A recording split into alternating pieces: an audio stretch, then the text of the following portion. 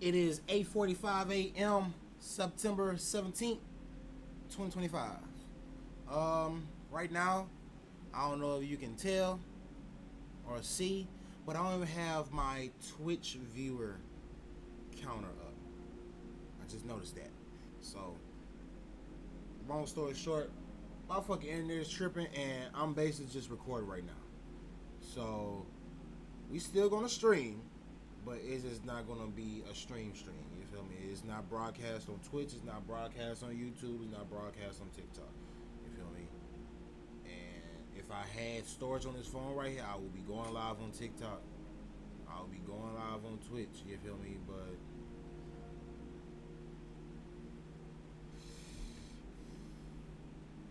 I got Twitch on here.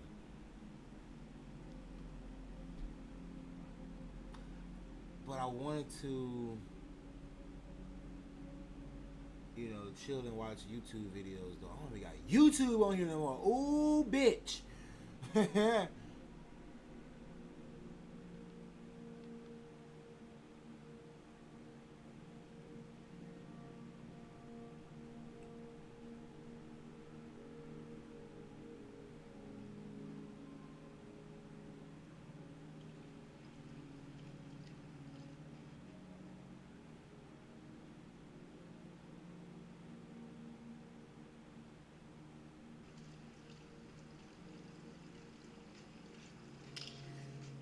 Lately, DirecTV's been showing some major range. With genre packs like My Entertainment, you can...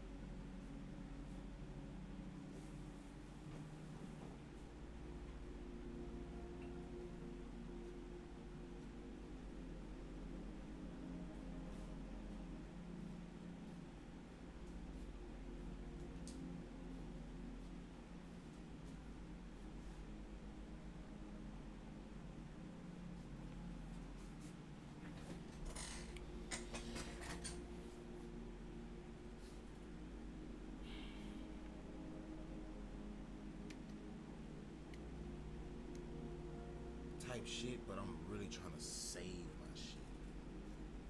If anything.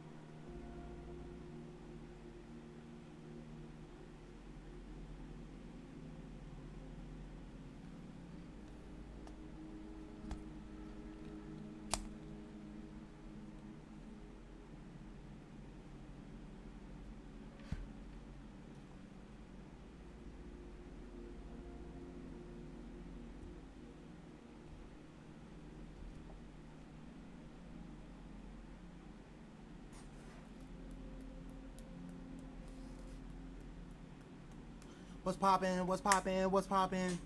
What's poppin'? What's poppin'? What's poppin'? What's poppin'? What's poppin'? What's poppin'? What's poppin'? What's poppin'? What the fuck is popping? What the fuck is hopping? What the fuck? What the fuck? What the fuck is popping? What up, y'all? I'm currently on OBS right now, but you see those tabs right there. I can't do nothing about it. Can't do nothing about it. So yeah, we just here to smoke, you know. I've been recording for 7 minutes now, so I ain't really missed nothing.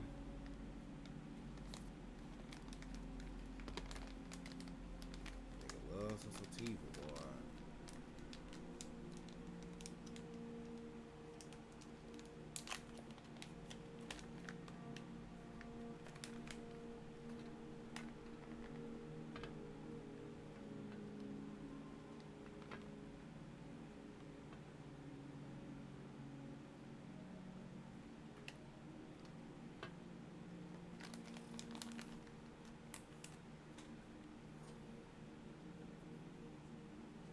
Can I flip my camera? Because I just realized that this shit is not...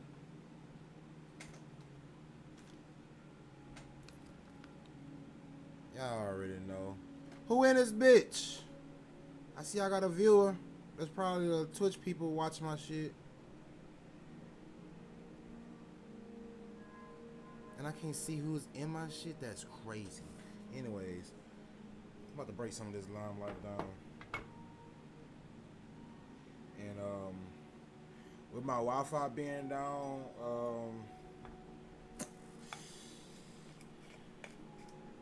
I might either turn the TV on and watch some shit, or I might do it on my phone. I might do it on my other phone. I ain't gonna lie to you.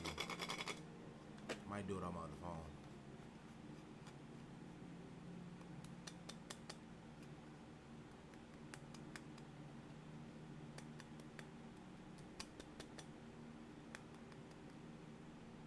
I was about to smoke some of this OG Pop Tarts, but nah, that's definitely gonna be lunchtime shit right there. And it's 8:54, so we got time.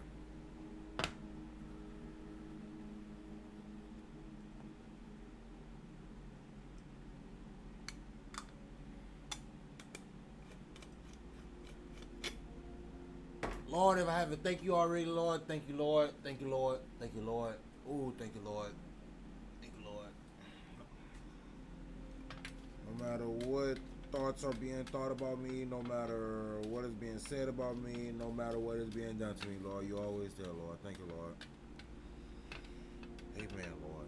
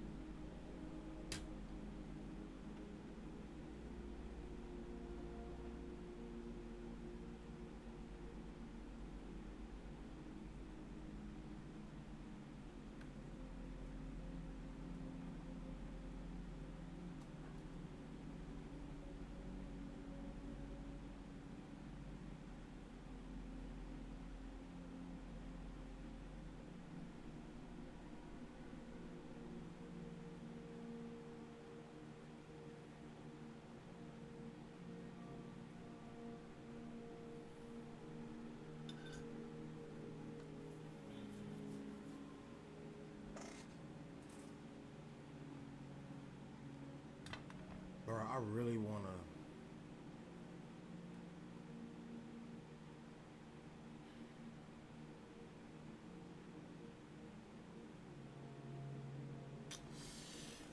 Hold on, y'all.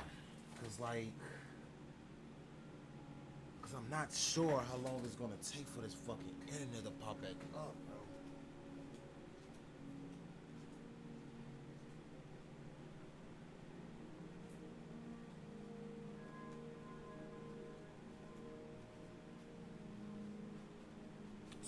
Let me see something.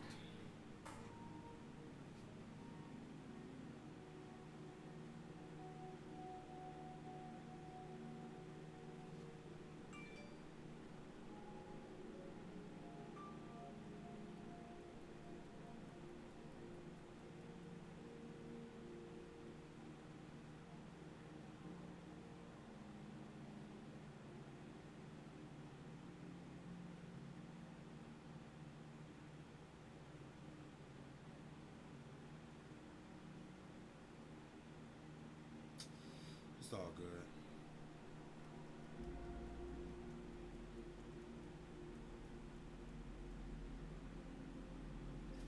Alright, so what about?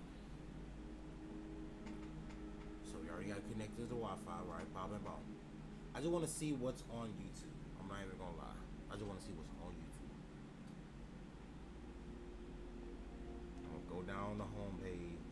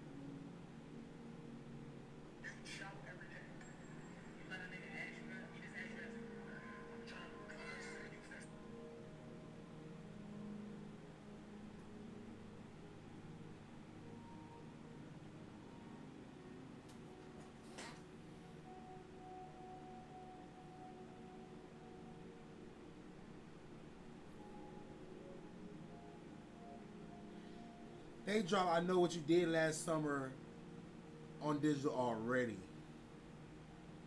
Crazy.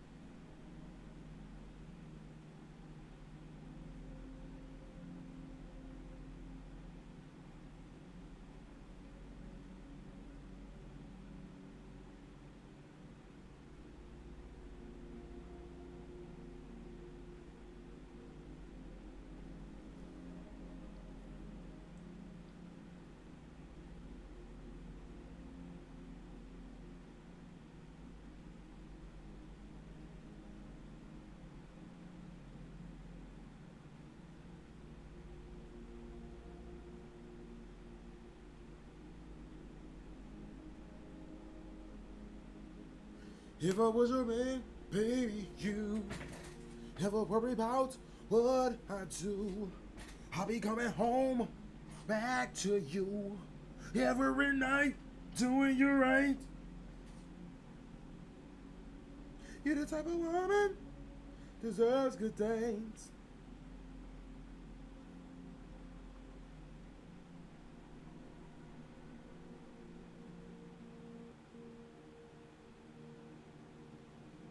You should let me love you. Let me be your one, two.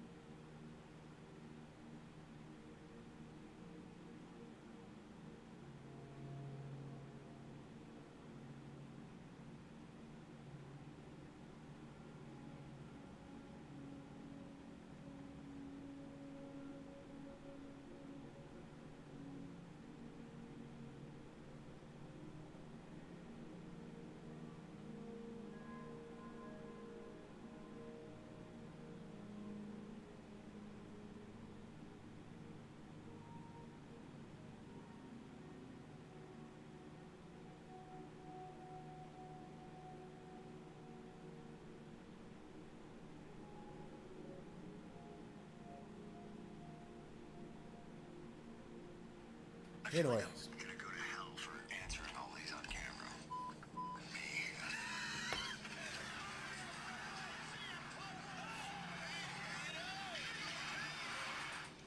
To put it in the easiest way possible, when you up. She nailed it. There's no such thing, though. You know. I mean, you know, I feel like I'm gonna go to hell for answering all these on camera.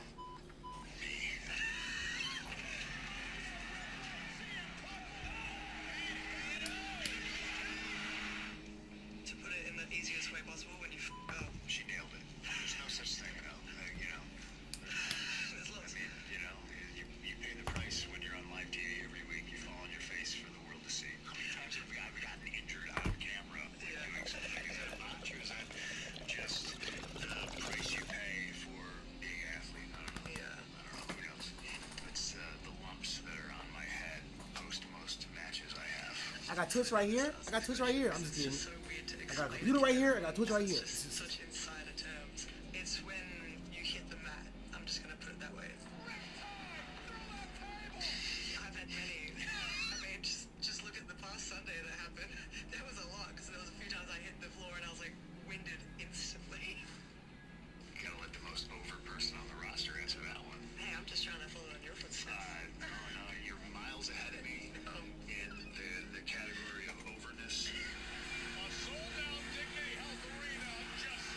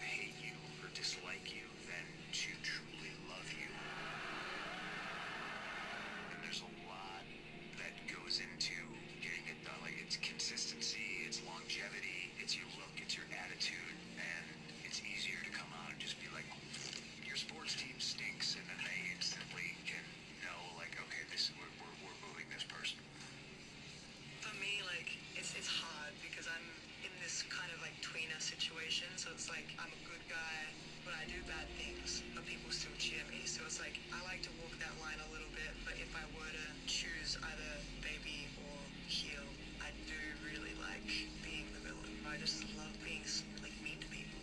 I just love it. Evil.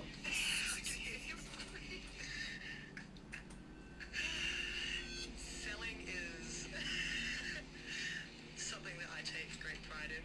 It's when you react to whatever just happened. And it doesn't even mean the moves. It could be anything. It could be in a promo, selling what the person has just said to you. It could be anything, but it's just the reaction from whatever just happened. It's so hard to like talk about wrestling in insider terms. Because I'm like, someone's gonna watch it and get mad. I'm like, I don't want people to get mad at me.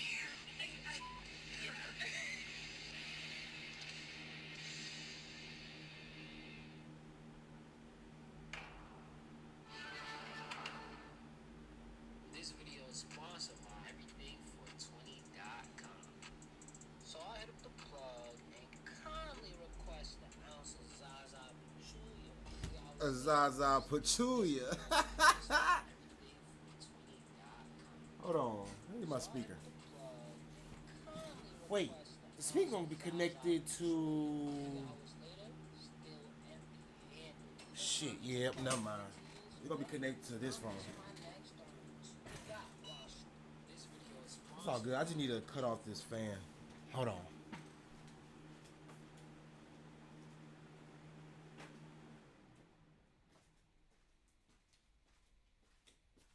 And I ain't gonna lie, my dumb ass should've.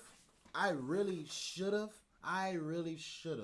went with my first fucking mind and load up that OG Pop-Tarts. Cause I got no fucking Wi-Fi. I got no fucking internet. I need to fucking sleep this day away. I need to. Fuck, I might go into the Black Pack. You feel me? Like, real shit. Real shit. I might. Not for real, though. Hold on. Not for real, though.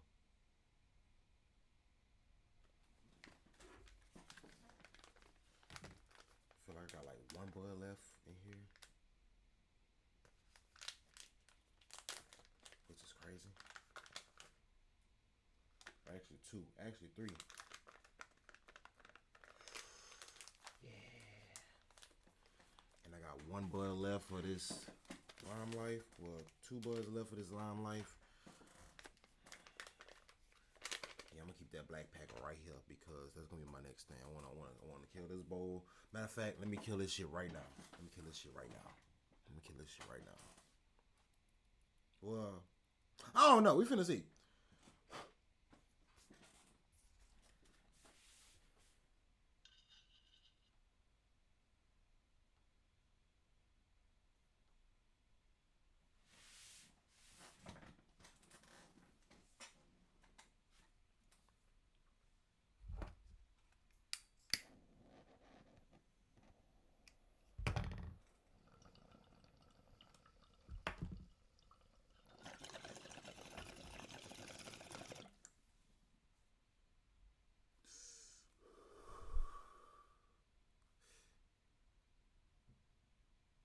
Stupid ass.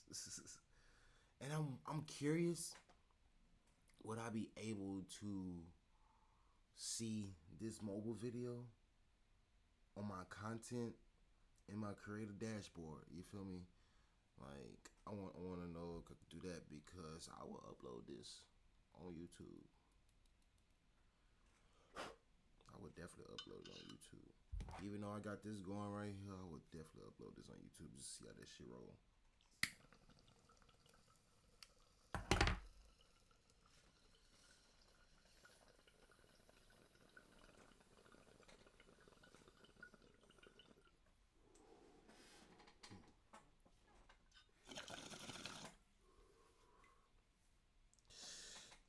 I'm gonna leave that sativa vendor. But I'm about to break down some motherfucking indica. I'm not gonna smoke it right now. I'm gonna try to wait at least until like 10 or 11 to hit some more shit. I ain't gonna lie to you. Because I be wanting to enjoy my high. That'd be my thing. I be wanting to enjoy my high and just chill. Like,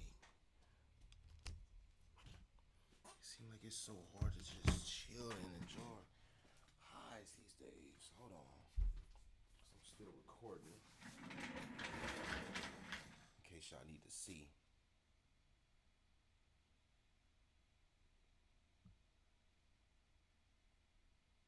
No, this way.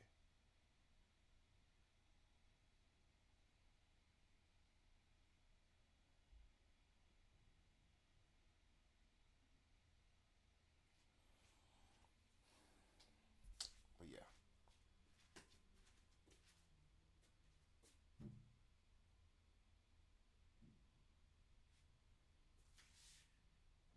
I'm just about to replace the water right quick.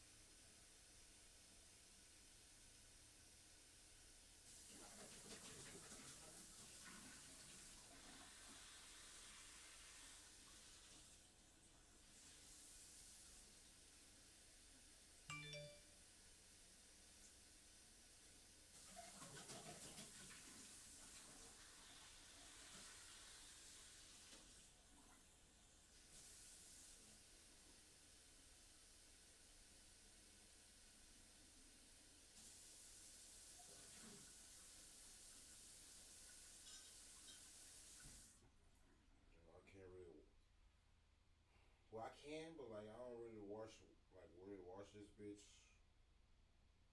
like I want to after every use. Because as you see, you can see the brown is building back up. This was like a brand new bone yesterday, but now it's just building up and shit, which is not a bad thing. Cause it's easy to clean that shit out. Like look at this fucking bowl. This bowl was fucking clear as day yesterday. Now that bitch is horrendous. Ah.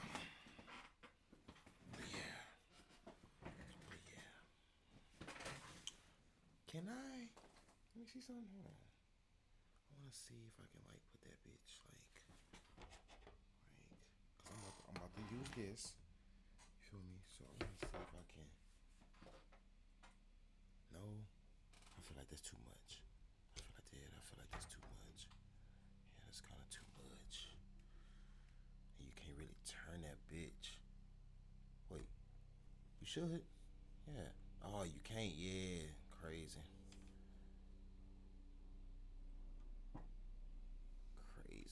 Crazy. It's all good. I'm not mad.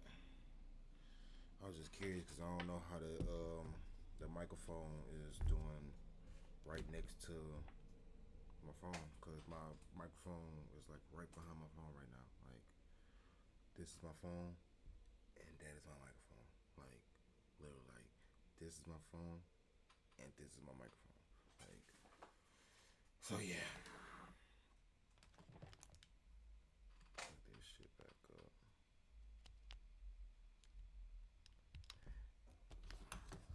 And let's run this video.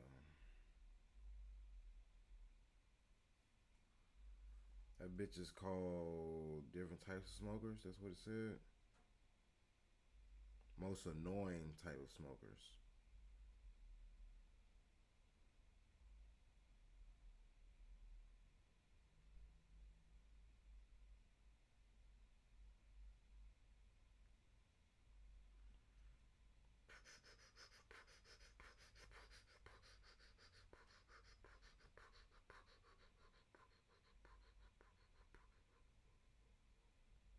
This video is sponsored by everythingfor20.com.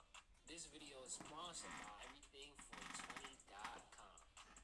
So I hit up the plug and kindly request an ounce of Zaza Pachulia. 3 hours later, still empty-handed. Whole time he talking about he 15 minutes away. So now I'm itching my neck, starting to tweak out while shorty over there falling into a coma. What? So I hit up the plug and kindly request an ounce of Zaza Pachulia. 3 hours later, still empty-handed. Whole time he talking about he 15 minutes away. So now I'm itching my neck, starting to tweak out while shorty over there falling into a coma. He's here. Give us 3 days and that pack going missing. See, these days, I'm what we would like to call, well, a fiend, addict. That's crazy. The plug let it see me An ounce in 3 days is crazy, bro. Seriously, an ounce in 3 days is crazy. I'm trying to think.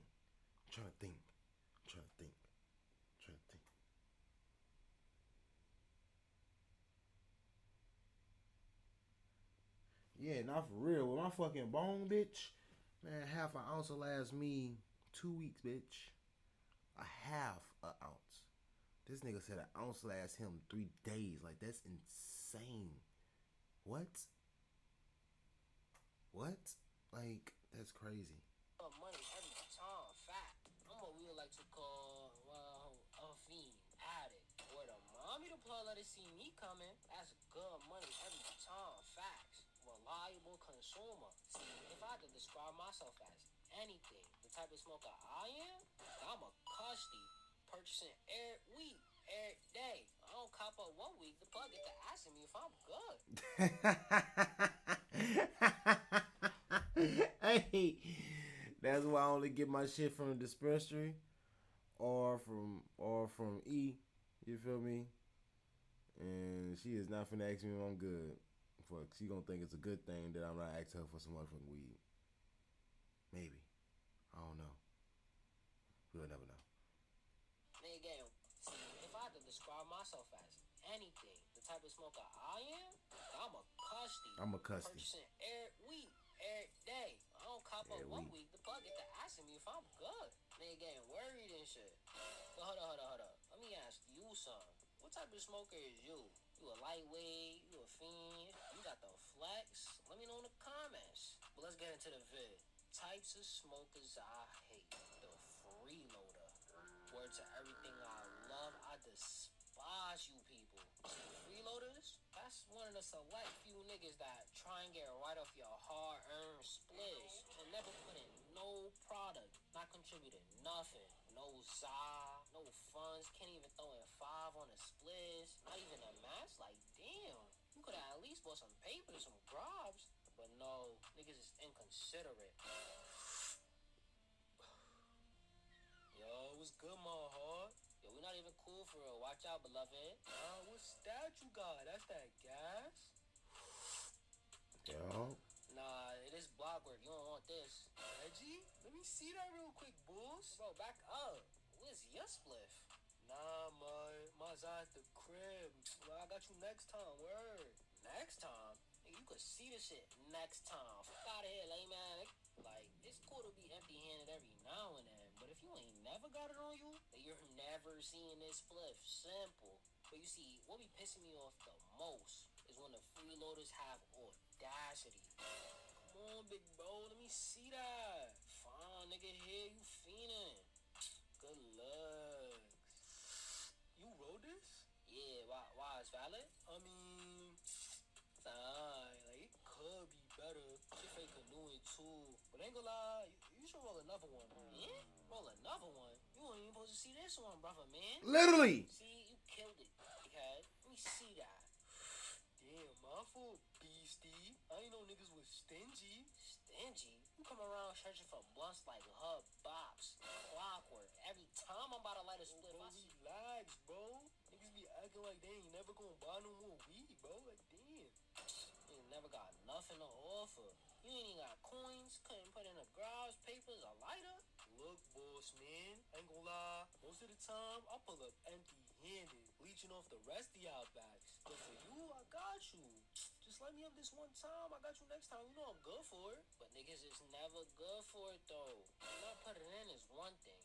But the other type of human I hate, Mr. I can't roll.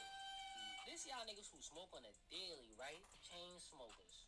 smoking for the fun, but ain't never learned how to roll. Like, you just moving backwards. Can't roll not even a backwood, not a molly, not even a damn swisher. And yes, girls are mostly looking at y'all on this one.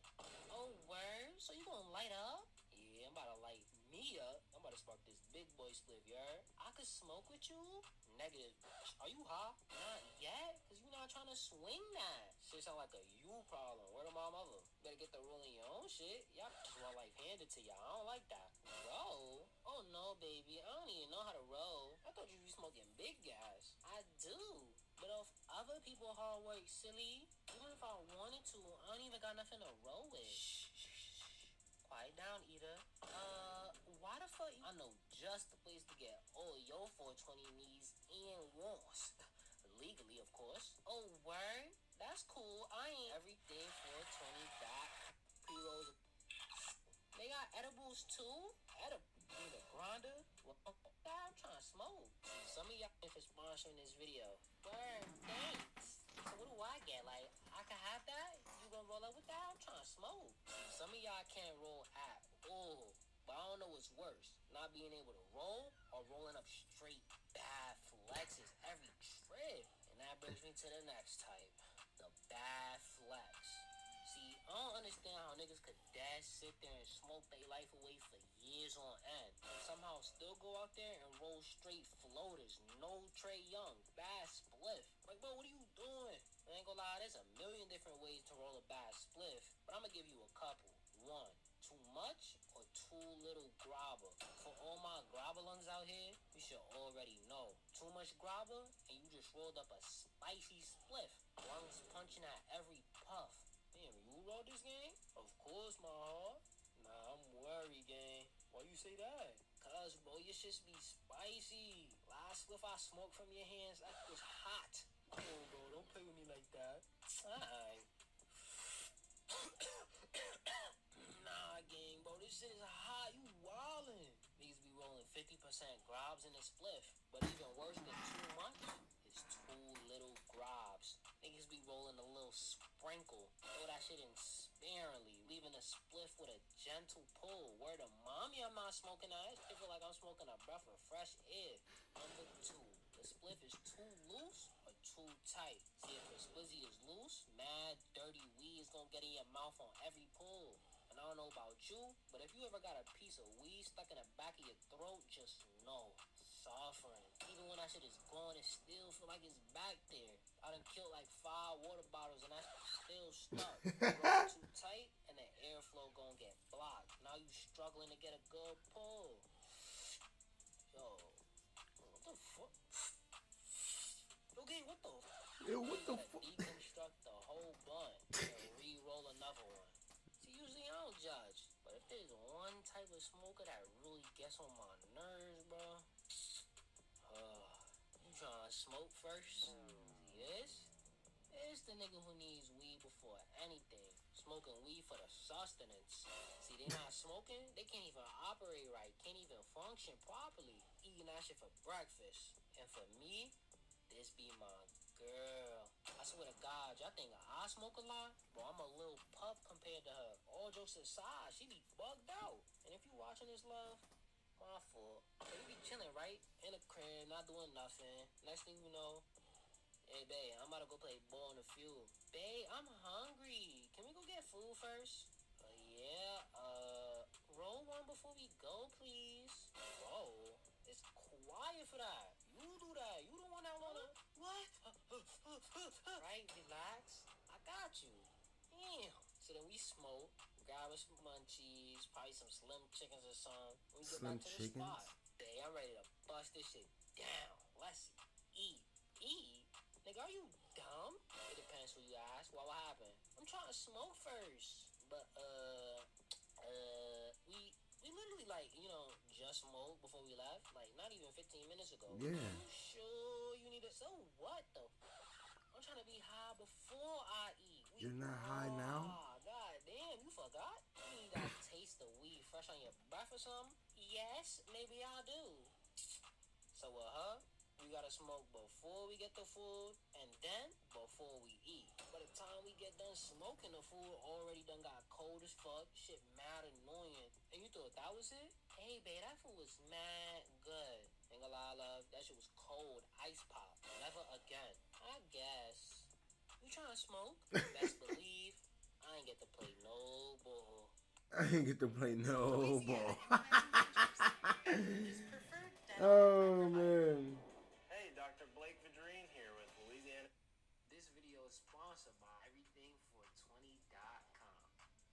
So I hit up the plug and kindly request an ounce of Zaza Pachulia. 3 hours later, still The Zaza Pachulia.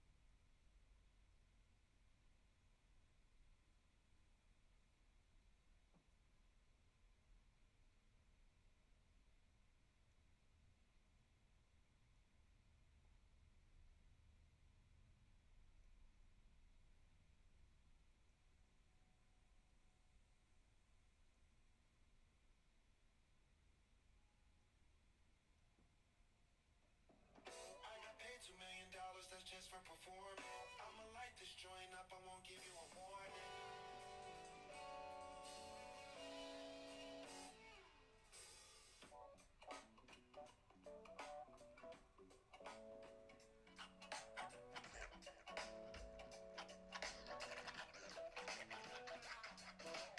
Trees from the grower, on a pound of weed so I move slower. Say she came to the studio back in the day, but I don't know her. Smoke Khalifa Kush, my eyes lower. Mind of a stoner, fuck that, mind of an owner. Rolls Royce, mind getting chauffeured. Always getting to the point, always rolling up a joint, always staying on my grind, this ain't comfort. Always staying on my grind, this ain't comfort. Wanting Kush, make sure they got what they come for. Roll me up a joint, but I need one more. My niggas on my bitch bed and my weed strong. Ain't telling niggas nothing, that's what the police for. I'm doing great at my job, you should be doing yours. A lot of smoke in the air when I open my door. My clothes supposed to be tailored, cars supposed to be foreign. Life full of action scenes, it ain't supposed to be boring. Count this money up and do the same thing in the morning. I got paid $2 million, that's just from performing. I'ma light this joint up, I won't give you a warning. She gon' jump right in my car, don't care about her boyfriend. She gon' bring some of her friends and tell them to join in. Stay away from the drama, I try to avoid it. What I give them, what they getting, what I give it, what I give it, what they giving. They walk me in the back door, I'm the owner of it. I drop cushion, no J, you a stoner because of it. I roll up another one, that's another roach clip. I got busted with 3 joints, they waited and told me it was a zip. That's a lot of weed smoked in one sitting. Break it all down and got the nerve to tell me it won't fit. I'm the last one smoking and the first one rolling up sticky. Weed snob, that means I'm picky.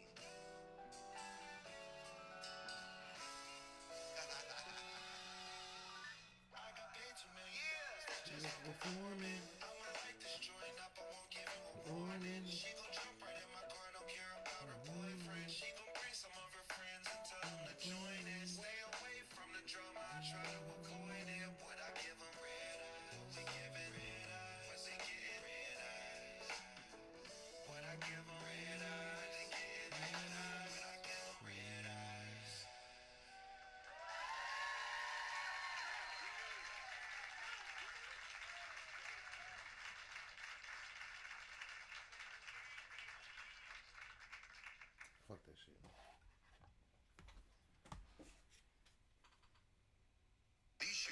specially designed for middle-aged and elderly men. Comfortable, slip-on, and non-slip walking shoes. Got wide feet, high ins.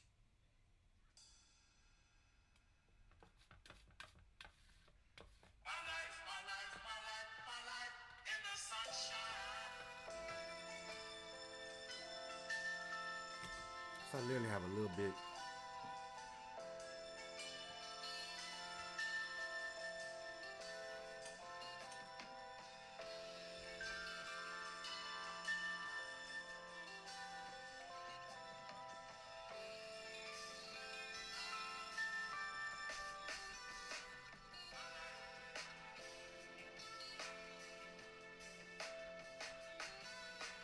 No.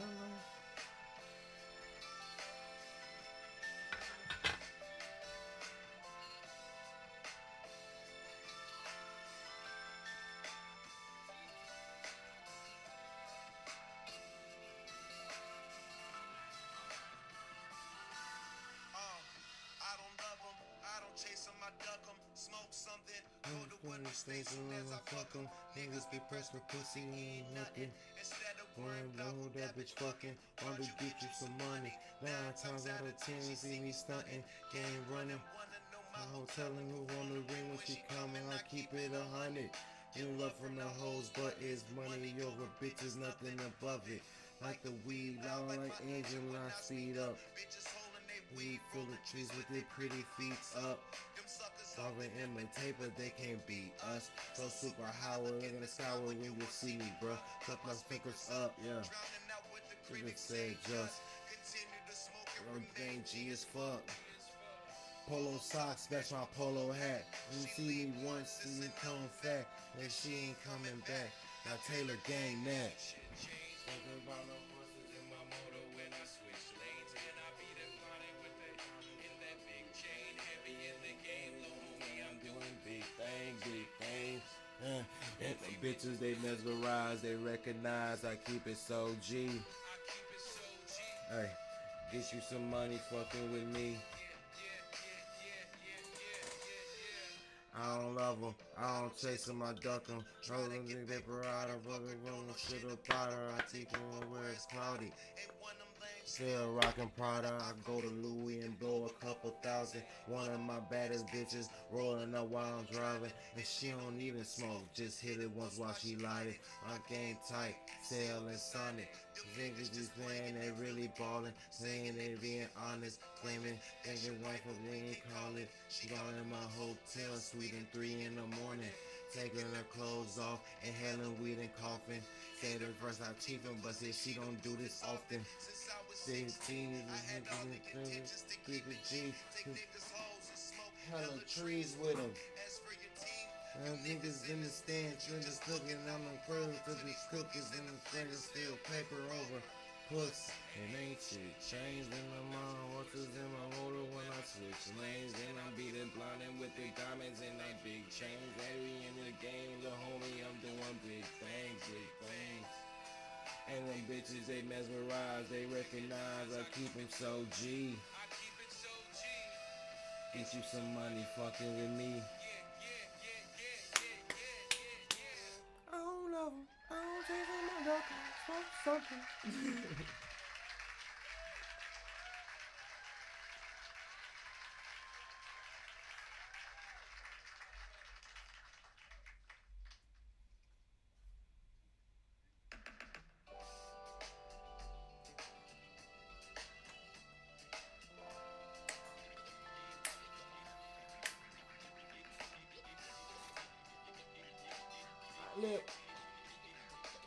I live. I live life sucker free. That's why the niggas you be with talk down like they don't fuck with me. I get money realistically, and the homies show me love. Groupies wanna leave the club with me. Ain't nothing to a G. Let your hair blow in the breeze. Roll some bomb ass weed. Rules not a just beat. Do it like I do it for TV. 670. Got the Perry on the match. Nigga, that's fly shit. Just watch this. Champagne in my cockpit. Talk about you got a man, mommy, just stop it. Please. As we proceed to give you what you need.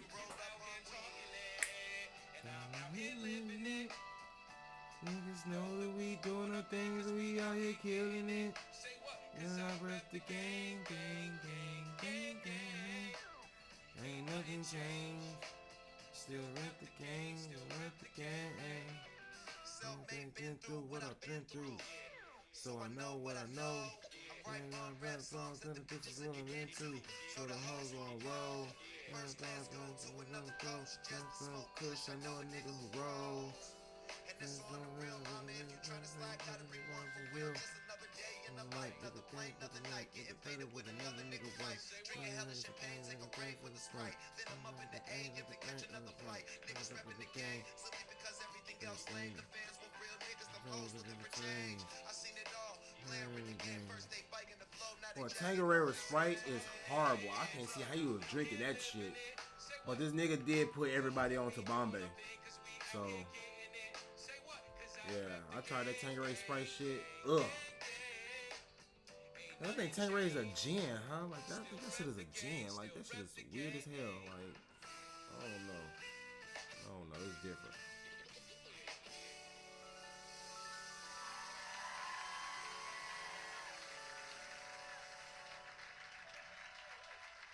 You know the song I'm waiting for. You know the song I'm waiting for.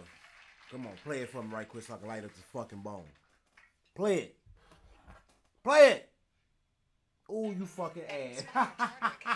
Student Success Center with strong Bitch. foundations. We build academic. Play it.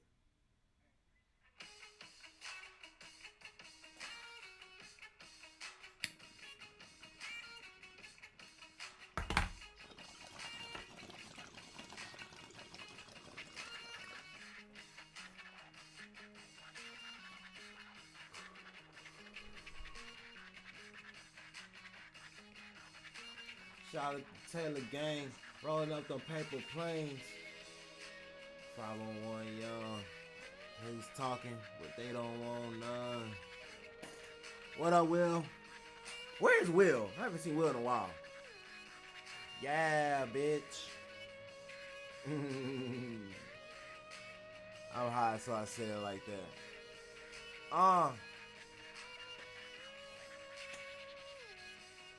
Empty bottles of Clico and ashes on the floor. Towel under the dough. We wasn't supposed to even smoke. I ain't tripping, never slip or slacking on my pimping. Drop the nerd, you wick 'em, smoke a drink with he who's winning. Ain't like them guys who wine and dine to keep their women. My bitches only want two things, that's to get high and kick it. Try my pop prescription, take a couple shots with lemon. Usually have to watch a movie to see how I'm living. Yeah, so what's the hold up? Way to bring the bottle, get them easy riders rolled up. Self-made G, did everything on my own, bruh. In my late 30s with money, guess what it's Oprah. Crack another bottle, get the weed rolled up. And you know I got it, everything's on us. I talk it a lot cause I'm getting bankroll. And they follow me anywhere that my planes go. Says she never been. Says she never been. Says she never been. I'm getting bankroll. And they follow me anywhere where my plane go. I said she never been. Crack a window, We gon' smoke this endo. Saying that you do high from last night. you try to pass, try to beware of the Fast life. Kick it with the planes and We gon' be your last flight. Yeah. OG hash, let you stumble to class right. The sex great, no, I don't give her no hair pipe. Ooh, Housekeepers knocking, we don't let them in. rolling doobies up, room with a jacuzzi tub. Says she never been. In the game, I am a veteran. After we fucked with the doctor prescribed medicine. Let you hit it Once then you sleeping. a fly nigga. Traveling the world, taking your girl for the weekend.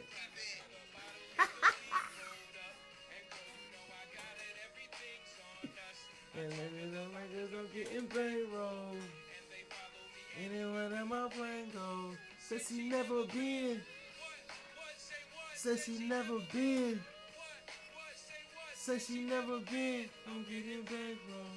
And they follow me anywhere that my plane goes. Said she never been. Yes. I appreciate the follow. What's up? What's up? Let me give you a follow right quick too. Can I follow you? There we go. Boom. I appreciate the follow. Yes. How you doing? How you doing? How you doing? My Wi-Fi is down on my computer, so I'm just doing it on my phone, but I'm still recording, you know. So yeah, that's why it looks like this right now. I'm just trying to do what I do, you know. How you doing though? How you doing? How you feeling? What you doing? What you feeling? What's going on? About this feeling? What you got me feeling?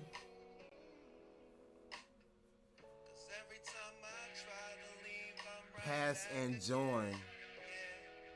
I already hit it. What you mean pass and join? Like, do you want me to give you a virtual contact right quick?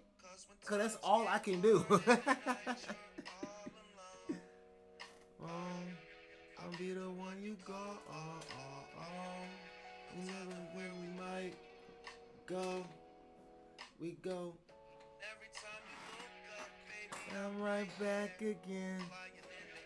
I got the lyrics wrong. I'm sorry. No telling when you no. Yeah, bro, this is my song. Oh my god.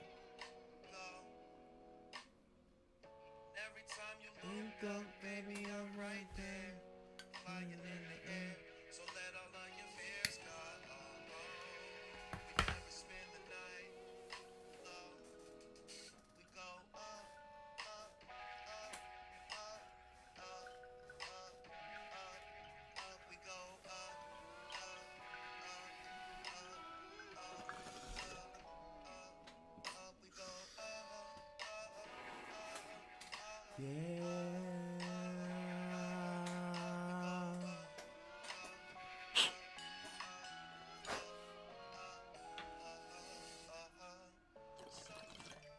I'm not coming down.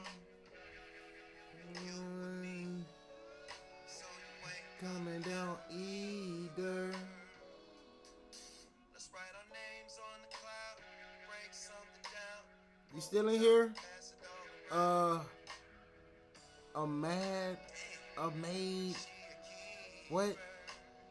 I'm sorry. Forgive me. I'll be the one you call. I'm feeling where we might go. Here you go. Every time you look up, baby, I'm right there. Flying in the air. So let all of your fears go. We never spend the night low. Go up, up, up. Yeah.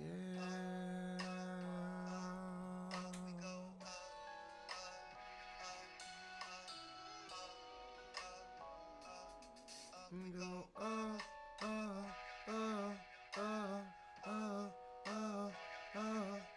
we go up, go up,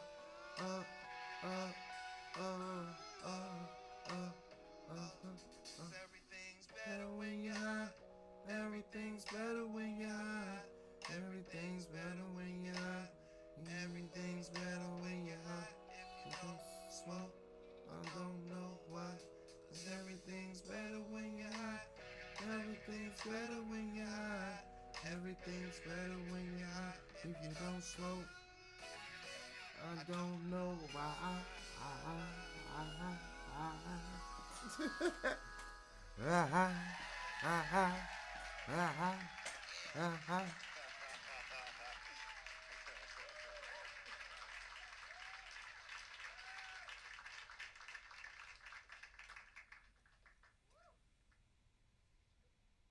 With Premium Light, people can watch me doing this ad-free. Hey!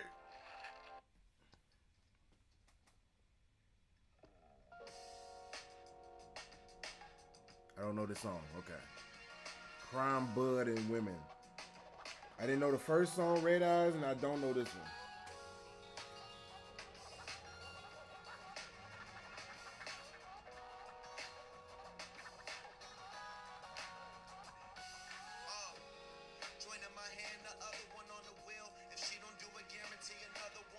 I'm into getting money, I love the way it feel.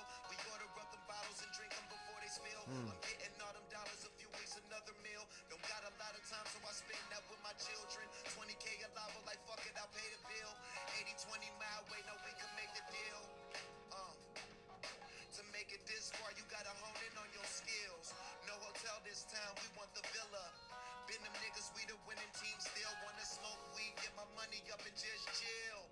Bring a couple chicks over so we can film. Ain't no fantasy, it's all real. Taylor gang in the house, bring them $1,000 meals. What can I say? I choose the life of a G over a square all day. Lot of crime, bud, and women. There's nothing left to do if you stay away. They outside, I stay out the way. Stay on my job, money always chase. Would never change my play away. And keep something put up just in case. Yeah. Got what it takes to go and get that new house by the lake. I go hard for my family's sake. My son and my daughter gon' be proud when they hear my old tapes. Yeah. My kush making clouds by the fireplace, getting baked. Maybe tomorrow have a jet ski race. Might crack a couple bottles on a beach day. Multi-million-dollar calls about release dates. This ain't made for swimming, dog. These are deep waves. Never rush nothing. Went through each phase. Heard my music, I'm the reason for your kush cravings. Held it down, they call me the anchor. Say she wild, they can't anybody tame her. Now she wanna be a gangster. Rolling weed, it's been a week since we seen the neighbors. Damn, it feels good to be a Taylor. What can I say? I choose the life of a G over a square all day. Lot of crime, bud, and women. There's nothing left to do if you stay away. They outside, I stay out the way. Out the way. Stay on my job, money always chase. Would never change my play away. And keep something put up just in case. Clap your hands. That's the only way it could be. You gon' be broke, not me. Money in my pocket, new clothes on my back. I'm like that, Jack.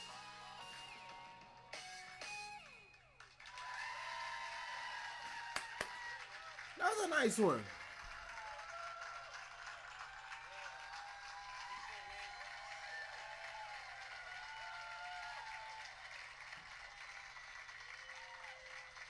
I would never ever stop smoking. Y'all made me cry, man. Fuck y'all, man.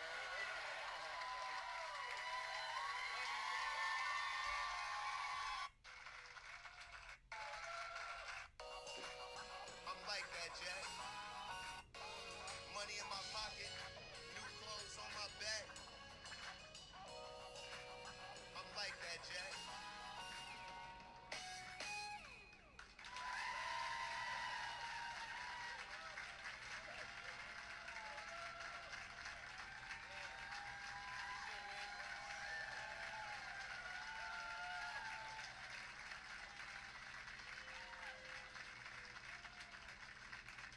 Y'all made me cry, man. Fuck y'all, man.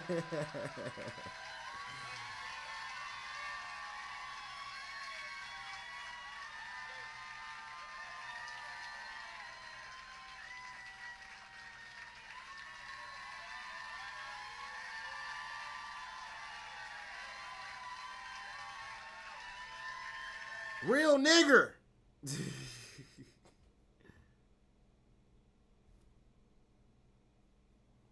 Real nigger.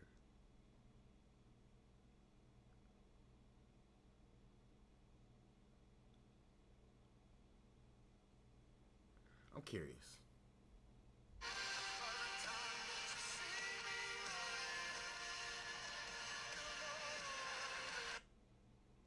Support for NPR Music and the 2025 Tiny Desk giveaway comes from Moises, powerful AI tools created by musicians for musicians.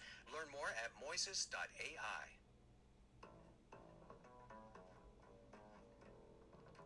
Hello, thank you guys for coming. This is my first time here, and I do have a very quiet voice, so if you do actually have to cough, you actually do need to leave the room, because you won't be able to hear me over it. I don't know who knows my music very well, but we're gonna just do a nice, gonna do old songs, new songs. I thought I found the answer to it. Eternal happiness tonight.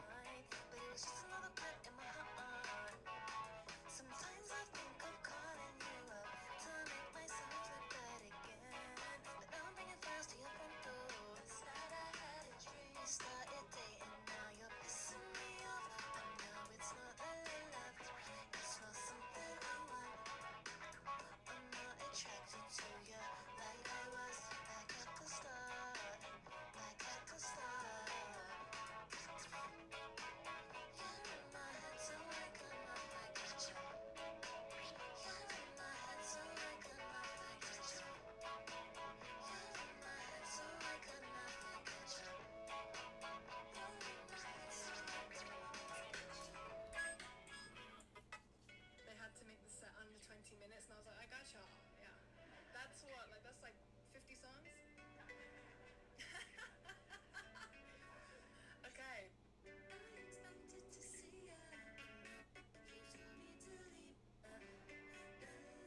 No disrespect to Pink, bro. No disrespect to Pink. No disrespect to Pink. No disrespect to Pink.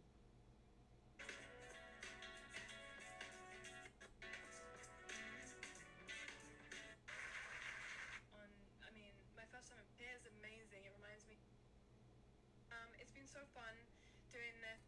Really good to meet you. You recommend.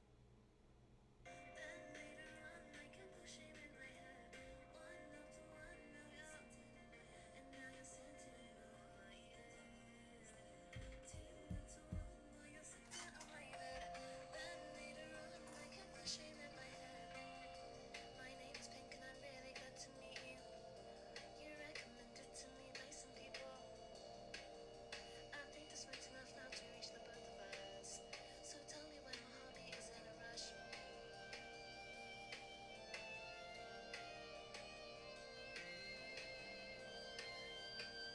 Is this illegal?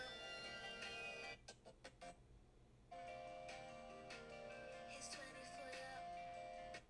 I was waiting for this song. This is the song I was looking for. Alright then. Because I know they wasn't gonna play Boys a I Liar. didn't think They that was probably gonna be will. period. They probably I wasn't fucking expecting will. such a turnout, so That's why I'm thank you guys gonna for fast forward through coming. the whole I'm really thing. nervous. See, I'm looking down. I can't, okay. Okay. Thank you. Thank you so much.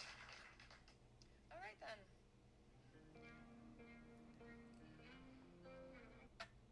It's called Illegal. And I was like, okay, well, I need all these things. But then I was like, you know what, let me try and figure it out and see how it goes.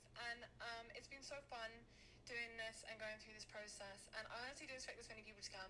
Not because I didn't think there was going to be, I didn't think there was going to be an audience, point blank period. But I also didn't expect such a turnout, so thank you guys for coming. I'm really nervous. See how I'm looking down? I can't, okay. Okay. Thank you. Thank you so much. Alright then.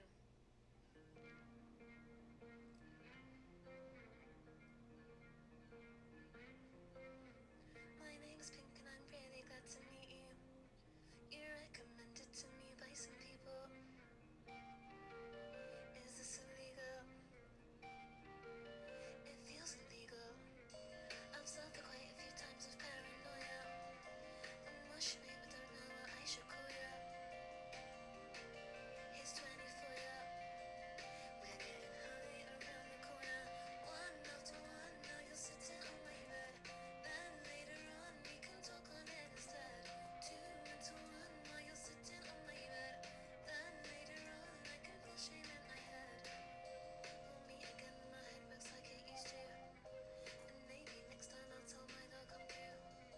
I like the fact that we don't communicate, boy. As long as you don't tell her your best mates. One after one, now you're sitting on my bed. Then later on, we can talk on it instead. Two after one, now you're sitting on my bed. Then later on, I can feel shame in my head. One after one, now you're sitting, and now you're sitting on my bed. Two into one, now you're sitting on my bed. Then later on, I can feel shame in my head. My name is Pink and I'm really glad to meet you. You're recommended to me by some people. I think this went enough now to reach the both of us. So tell me when my hobby is in a rush.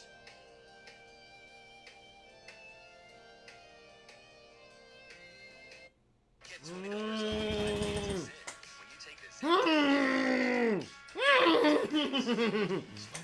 Oh my God. find it. My name is Pink and I'm really glad to meet you.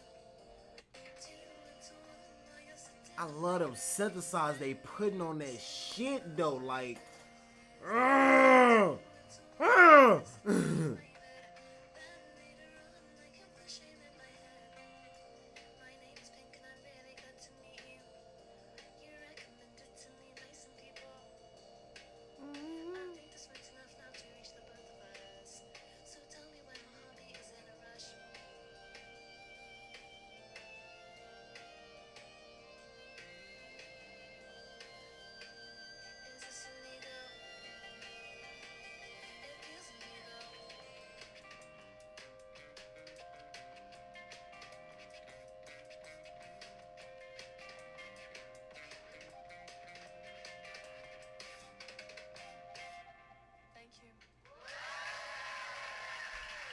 Fuck with that.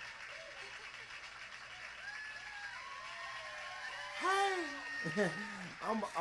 Fuck, I don't got no internet right now. But I'm about to add that to my Spotify playlist. Okay. Well.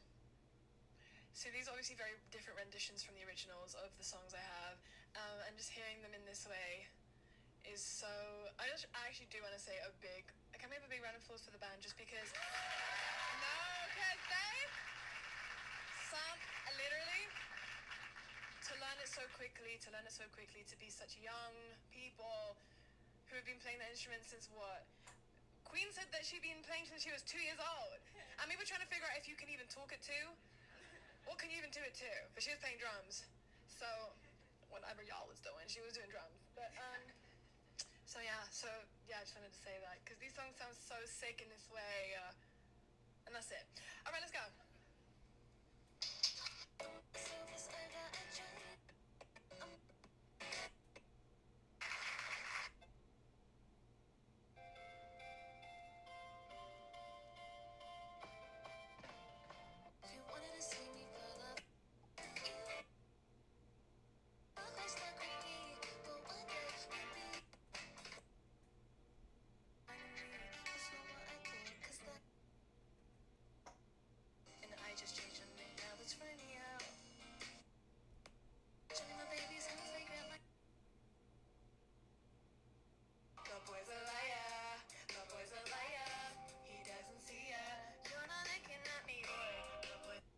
I want to know if this is the first, part 1 or part 2.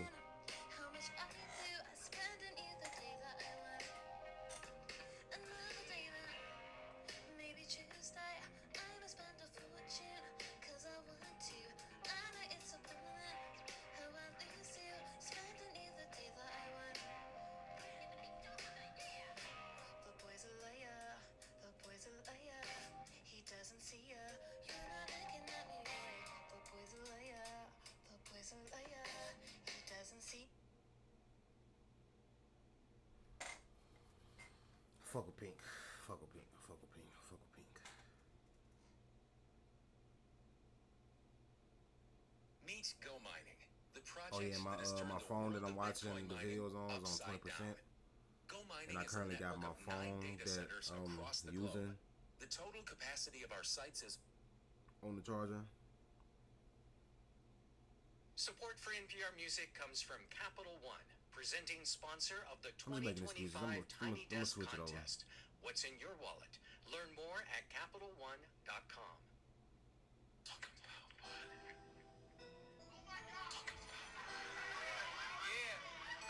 Yeah, you hear, right?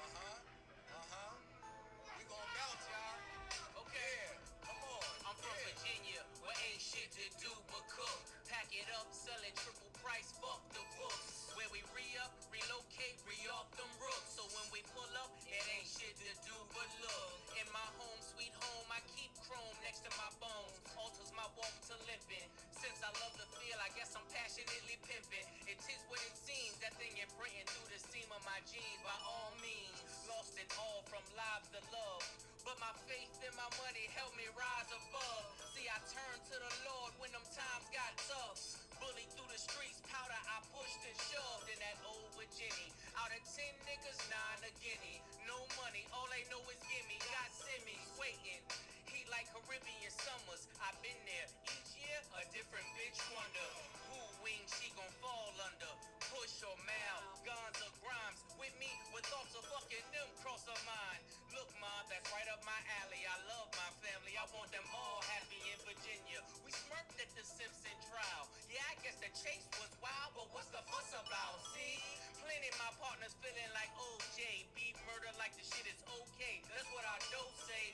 Talk the evil that men do. I'm lost in the men too. I miss you, shampoo. We miss you, shampoo. And your grams too. Yeah, come on.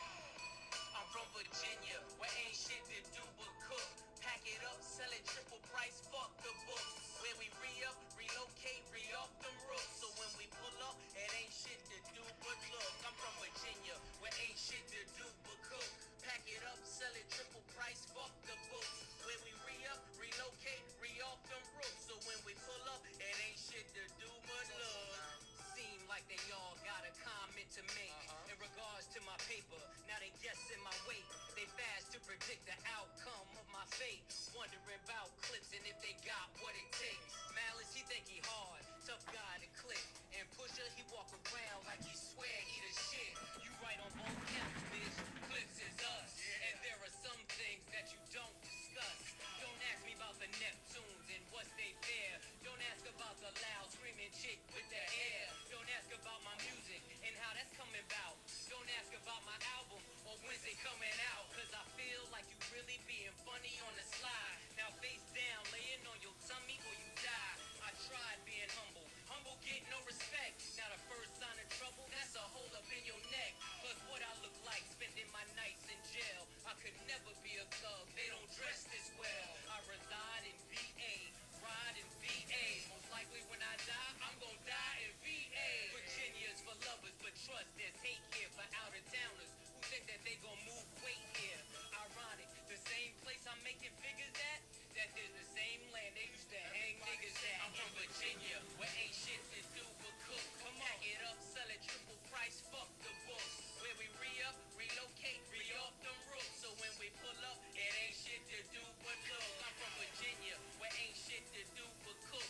Pack it up, sell it triple price, fuck the books. Where we re-up, relocate, re-off them roofs. So when we pull up, it ain't shit to do but look.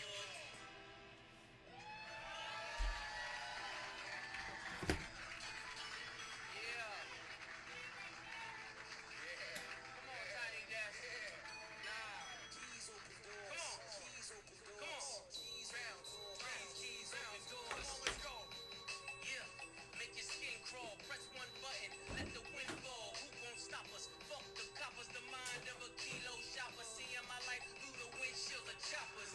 I ain't spent one rap dollar in 3 years, holla. Money's the least, drag the bitch by a dog collar. Now hope follow. This is my ghetto story, like Sham. Ice P is the Don Dada. Open the fridge and there, 25 to life in here. So much white you might think your holy Christ is near. Throw on your Louis V millionaire to kill the glare. Ice trays nada, all you see is bitches pair. The realest shit I ever wrote, not pop inspired. It's crack pot inspired. My real niggas quote, bitch never cook my coke. Why? Never trust a whore with your child. Had you make believe rappers, I smile. Ha! Canal Street in my style. Why you internet sharing my files? You MySpace niggas. So kill the comparison. I'm South Beach sipping on Seraphim. Royalty check nigga, I never been. Coke money clean through Maryland. Accountant just gasp for the smell of it. Meet the dealer, ain't a bitch realer. So you ain't gotta question why I push her, don't feel ya. Keys open doors, keys open doors, keys open doors, keys open doors, keys open doors, keys open doors, keys open doors, keys open doors, keys open doors, keys open doors, keys open doors, keys open doors. Keep it going, come on, let's go, keys open doors, keys open doors. Throw it on the scale, be your goddamn self. Get it how you live, we don't ask for help, no. Word on the street is you gon' love how it melt. I don't come with a pitch, neither the shit sell itself. I yell re-up till I'm locked like Mumia and get it cross state with the grace of Maria. Keep pouring toy, you gon' know us when you see us. Living street tales, worthy of Don Divas. Keys in the floor, mistress in Dior. Bitch tell me she love me, but I know she's a whore. She could get ugly, shit she talk to the law, but that's just what I get. It's the roses of war. Fuck the bureau, rather be spending euros. We get fed grapes, fuck hoes and plurals. It's like heaven as I gaze at the mural. What a peace of mind when you cop you some Shapiro. Cheers to the future as we toast to life. I'm prevailing in Miami, I'm a socialite nigga. The cars are big, the cribs are bigger. What else? The kids are happy, the perfect picture. Gym star razor, the fruit of my labor. I walk with a glow, it's like the Lord shown favor. These bitches fake like the hoes on flavor, but I don't mind spending. All it is paper. Keys open doors, keys open doors, keys open doors, keys open doors, keys open doors, keys open doors, keys open doors, keys open doors, keys open doors, keys open doors, keys open doors, keys open doors. Is it the smiling faces who greet your child each morning? Is it our welcoming hallways and classrooms buzzing with positive energy? Is it the clubs, the teams, the engagement?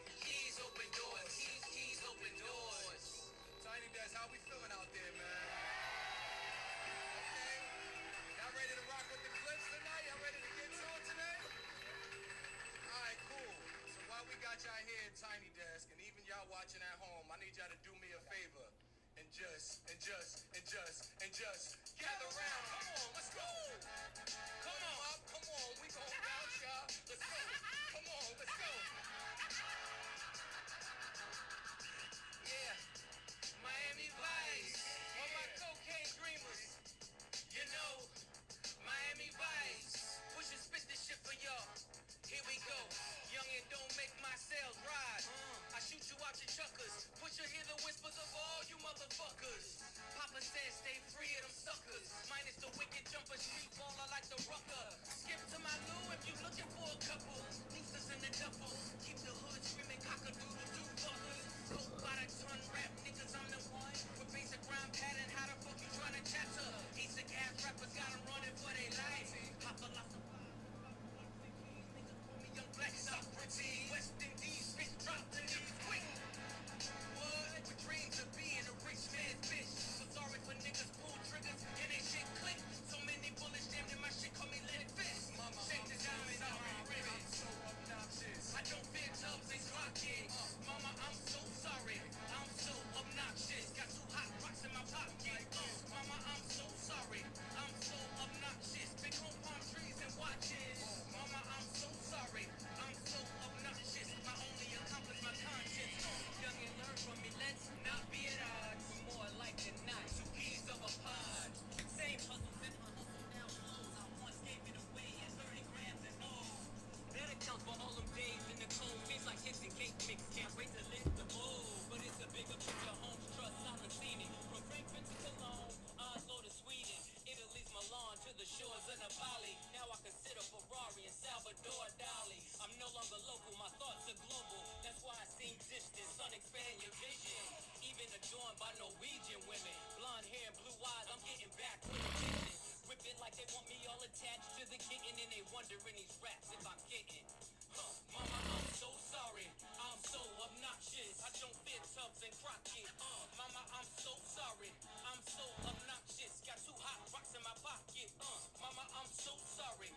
I'm so obnoxious. Big home palm trees and watches. Mama, I'm so sorry. I'm so obnoxious. My only accomplice, my conscience.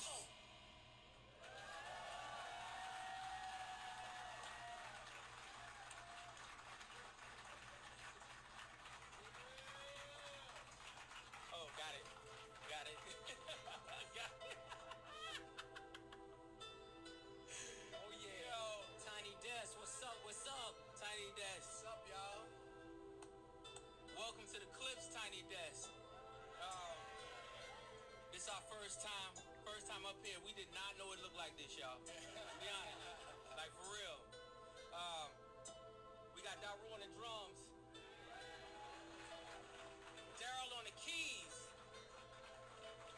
Riley on the keys. We about to get into this new album, Let God Sort 'Em Out. Out now. Let's get into it.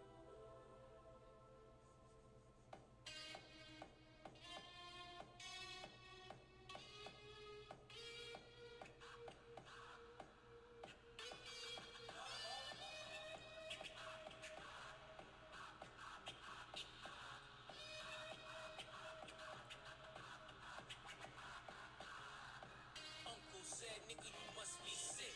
All you talk about is just getting rich. Choke my neck, nigga, and ice my bitch. Beat the system with chains and whips. Yeah. Yeah. You run from the spirit of repossession. Too much enamel covers your necklace. How buy bitches, you buy them sections. You buy watches, I buy collections. Misery's fueling your aggression. Jealousy's turned into obsession. Reality TV is mud wrestling. Some sign checks I know better than.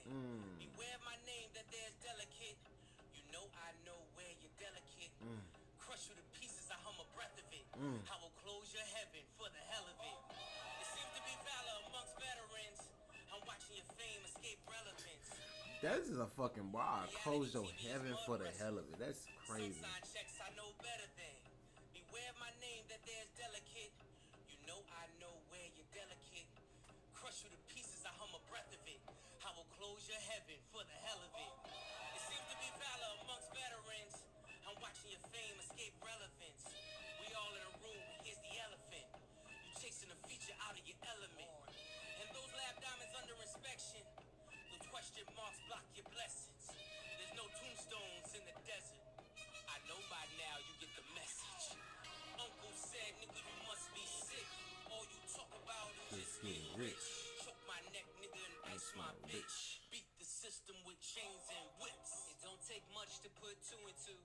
Your lucky streak is now losing you. Money's dried up like a cuticle. You're gasping for air now, it's beautiful. John 10:10, that's my usual. Mamas is falling out in funerals. Embalm and bloat, they now viewing you. They never find their guns, but the sewers do. Bubbles was sick, he need medicine. Brought him back to life, now he dead again. Richard don't make watches for presidents. Just a million trapped between skeletons. This is the darkest that I ever been.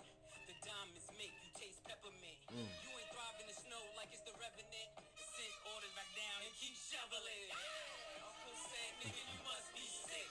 All you, the diamonds make you taste peppermint. You ain't thriving in the snow like it's the revenant. Send orders back down and keep shoveling. Uncle said, nigga, you must be sick. All you talk about is just get rich. Choke my neck, nigga, and Ice my bitch. beat the system with chains My and bitch. My bitch.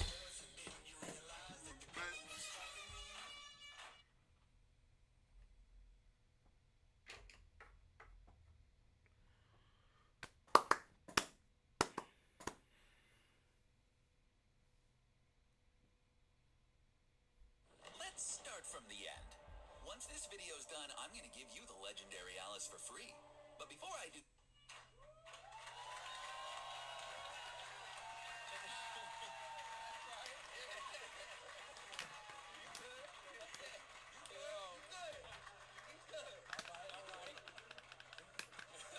New shit. New shit. New shit. New shit. Man, that joint is called Chains and Whips. I ain't gonna lie to you, bro. Let me see. This next joint is called Birds Don't Sing. This is a tribute to our parents who passed away 4 months apart. So No disrespect. No disrespect. This song is so powerful. found you in the kitchen, taught discipline. It was all in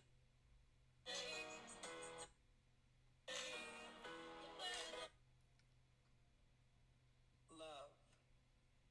You show them love.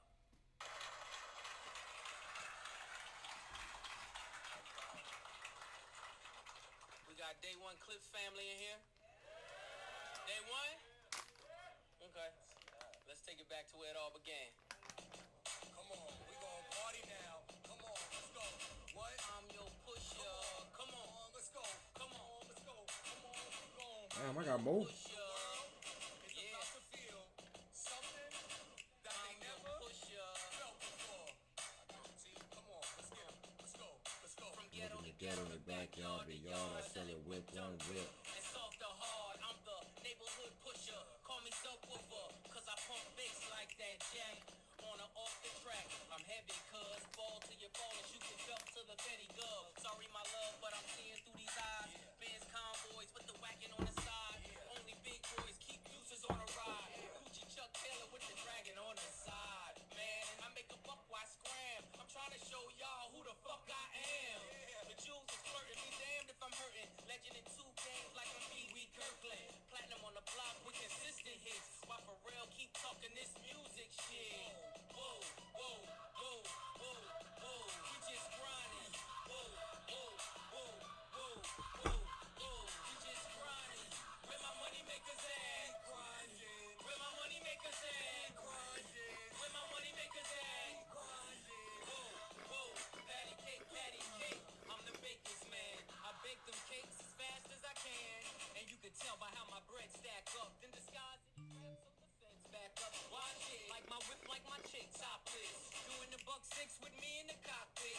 Grinding, cousin, I got hoes for a dozen. Even 11.5, if I see you keep it coming in my way, that's just as heavy as my name.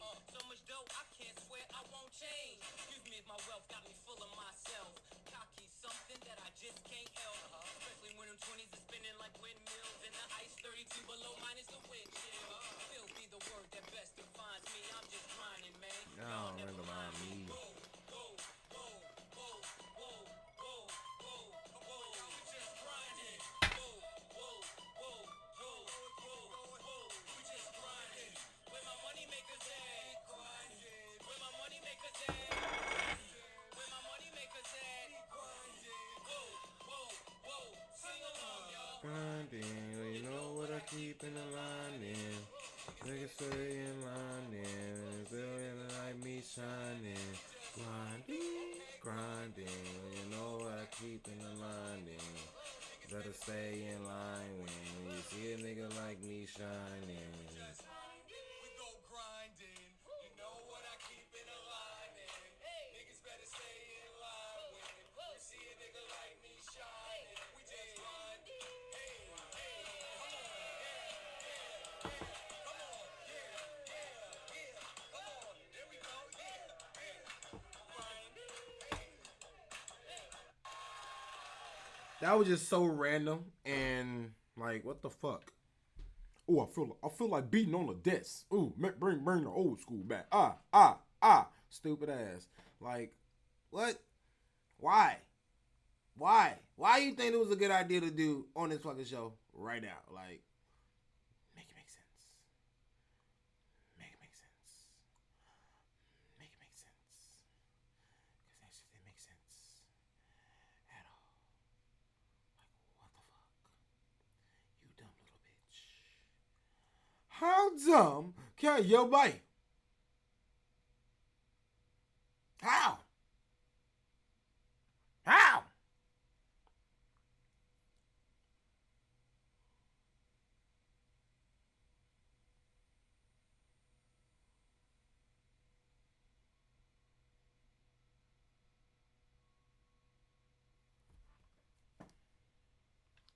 Did you know you can call AI now? I can call it and talk to it Oh my god. Talk to it, and it's free.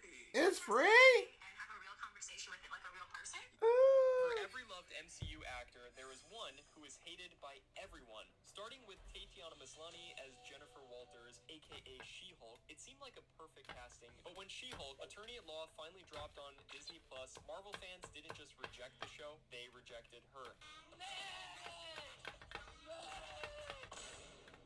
She-Hulk was marketed as a legal comedy with a superpowered twist, but what fans got was something far more chaotic. It broke the fourth wall, dodged traditional story structure, and constantly mocked Marvel itself. It was a show that didn't seem to take its universe or its audience seriously. In episode 3, Jennifer Walters, in full She-Hulk form, is seen twerking with Megan Thee Stallion in her law office. Many Why is that a Marvel fans problem? saw it as the lowest point in the franchise's history, but things got worse when She-Hulk decided to go meta. The show openly mocked Marvel fans, especially the online critics. The finale featured an AI named Kevin. It stands for Knowledge Enhanced Visual Interconnectivity Nexus. A parody of Marvel boss Kevin Feige, and openly joked about toxic masculinity, online forums, and fan expectations. Rather than trying to win over critics, the show chose to antagonize them. Now let's talk about Tatiana herself. One major reason she's disliked by hardcore MCU fans is the perceived attitude. In interviews leading up to the show's release, Maslany made comments that rubbed some viewers the wrong way. Oh, really? She repeatedly emphasized that She-Hulk was not made for Marvel fans, and that it was more of a feminist commentary than a superhero show. You know, hit it over the head, that it's like a female series or whatever. But I do think it is up for discussion and up for other people's opinion and up for, you know, judgments on her body and all of that. So we kind of head on face all of these things that surprisingly are coming up, you know, in online forums or whatever, where people have like, you know, thoughts and feelings about it. But some fans took that as dismissive, and once the show I mean, it's true. It's real shit. It's real shit. It's real shit, though. whatever, where people have like, you know, thoughts and feelings about it. But some fans took that as dismissive, and once the show dropped and was met with criticism, Maslany doubled down, defending every controversial element and leading in to the "if you don't like it, you're the problem" narrative. She also called out Disney CEO Bob Iger for his remarks on the labor disputes. Maslany publicly slammed him as completely out of touch. Reflecting on her comments later, she acknowledged the intensity of the moment, stating that it was challenging to articulate her thoughts clearly while on the picket line. These statements contributed to the perception that Maslany was at odds with Disney's leadership, potentially influencing discussions about her future involvement in the Marvel Cinematic Universe. Moving on to Tom Holland. When Marvel and Sony rebooted Spider-Man for the third time in under 2 decades, expectations were sky high, but Tom Holland nailed the role in a way that felt effortlessly authentic. Even legendary comic writer Stan Lee, the man who co-created Spider-Man, once said that Tom Holland was the best live-action version of the character. Tom is just the way I had pictured Spider-Man being when I created Spider-Man. But Tom's appeal goes far beyond the screen. Unlike some He said that for real? Tom is just the way. Even legendary comic writer Stan Lee, the man who co-created Spider-Man, for the third time in under 2 decades, expectations were sky high, potentially influencing discussions about her future involvement in the Marvel Cinematic Universe. Moving on to Tom Holland, leaning in to the I'll be right back. Hold on. "You're the problem" narrative. She also called out Disney CEO Bob Iger for his remarks on the labor disputes. Maslany publicly slammed him as completely out of touch. Reflecting on her comments later, she acknowledged the intensity of the moment, to articulate her thoughts clearly while on the picket line. These statements contributed to the perception that Maslany was at odds with Disney's leadership, potentially influencing discussions about her future.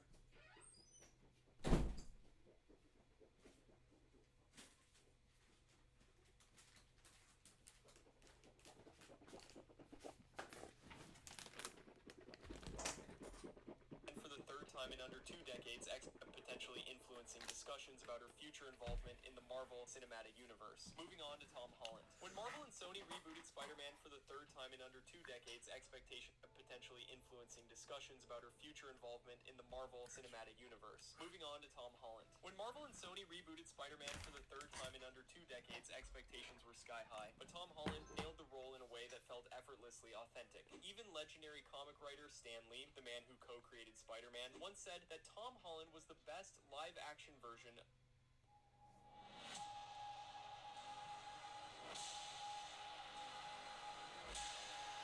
the character. Tom is. Even legendary comic writer Stan Lee, the man who co-created Spider-Man, once said that. Quote, I think Tom Holland 1996 is a great Spider-Man. He is the exact height and age I envisioned when I first wrote Spider-Man. Spidey was never supposed to be too large. How is my friend Tom doing? He wrote that at 1:28 p.m. on May 19, 2018.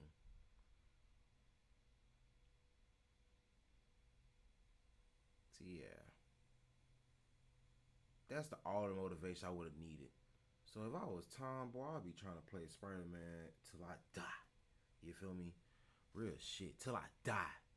Till I die. Like, I would love to have free way to not play a superhero all the time. Like, I can do other movies and shit or whatever. But, like, I would want to play this character until I die. I don't want to just be a variant or none of that shit. Like, I want to be the main one. You feel me? Like, that's crazy.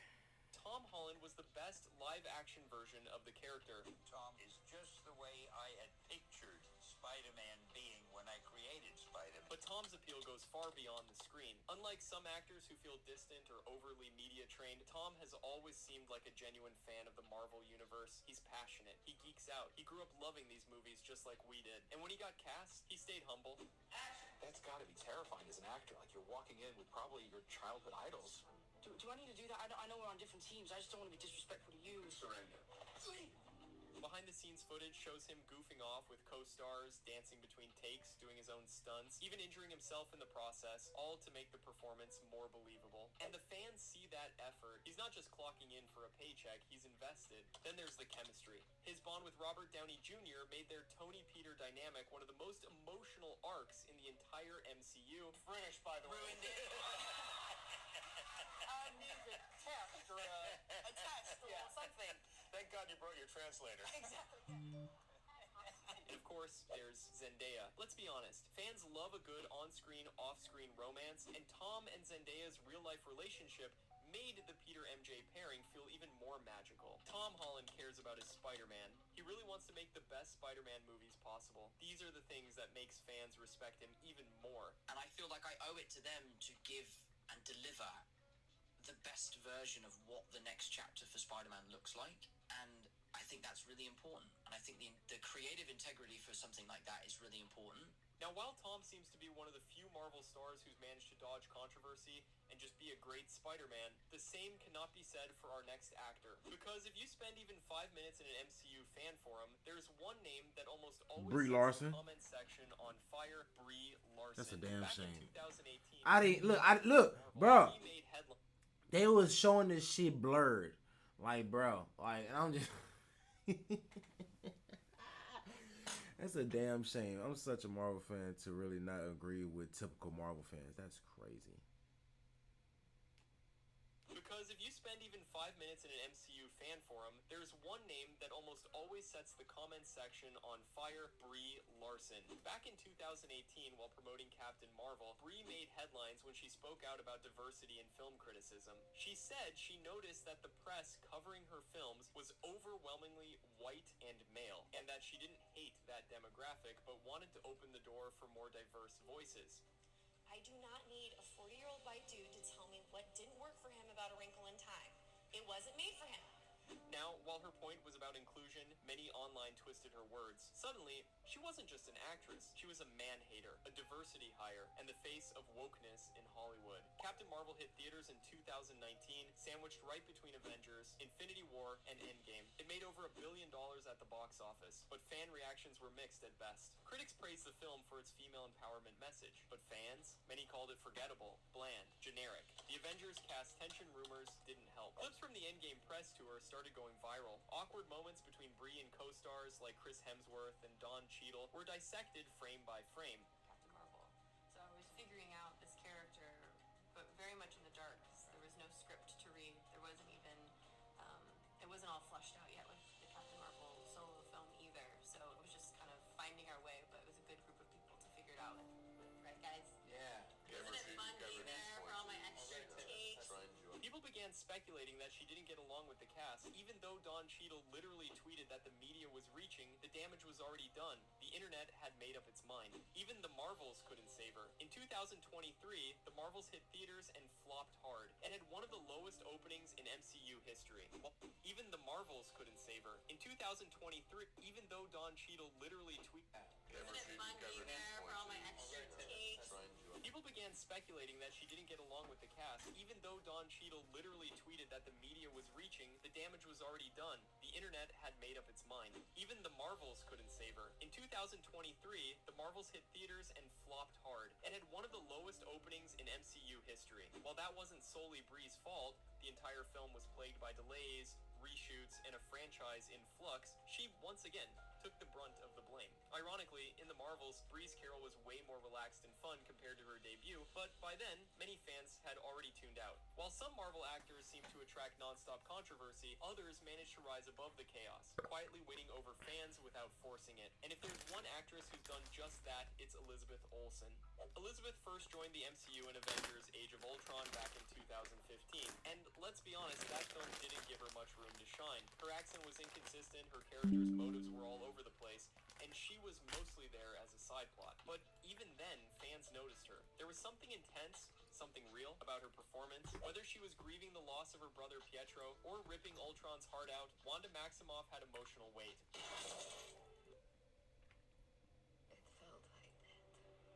But what made people fall in love with her was WandaVision. When Disney Plus launched WandaVision in 2021, it flipped the entire MCU formula. This wasn't a traditional action series. It was a psychological deep dive into grief, trauma, and loss, disguised as a sitcom. Even when Marvel fumbled, Elizabeth held it together. After WandaVision, Marvel had a golden opportunity to explore Wanda further. Instead, they kind of rushed her villain arc in Doctor Strange in the Multiverse of Madness. And while the writing left many fans confused or upset, nobody blamed Elizabeth. In fact, most fans said she was the best part of that movie. Her performance was so convincing, she actually made Wanda's descent into darkness feel tragic.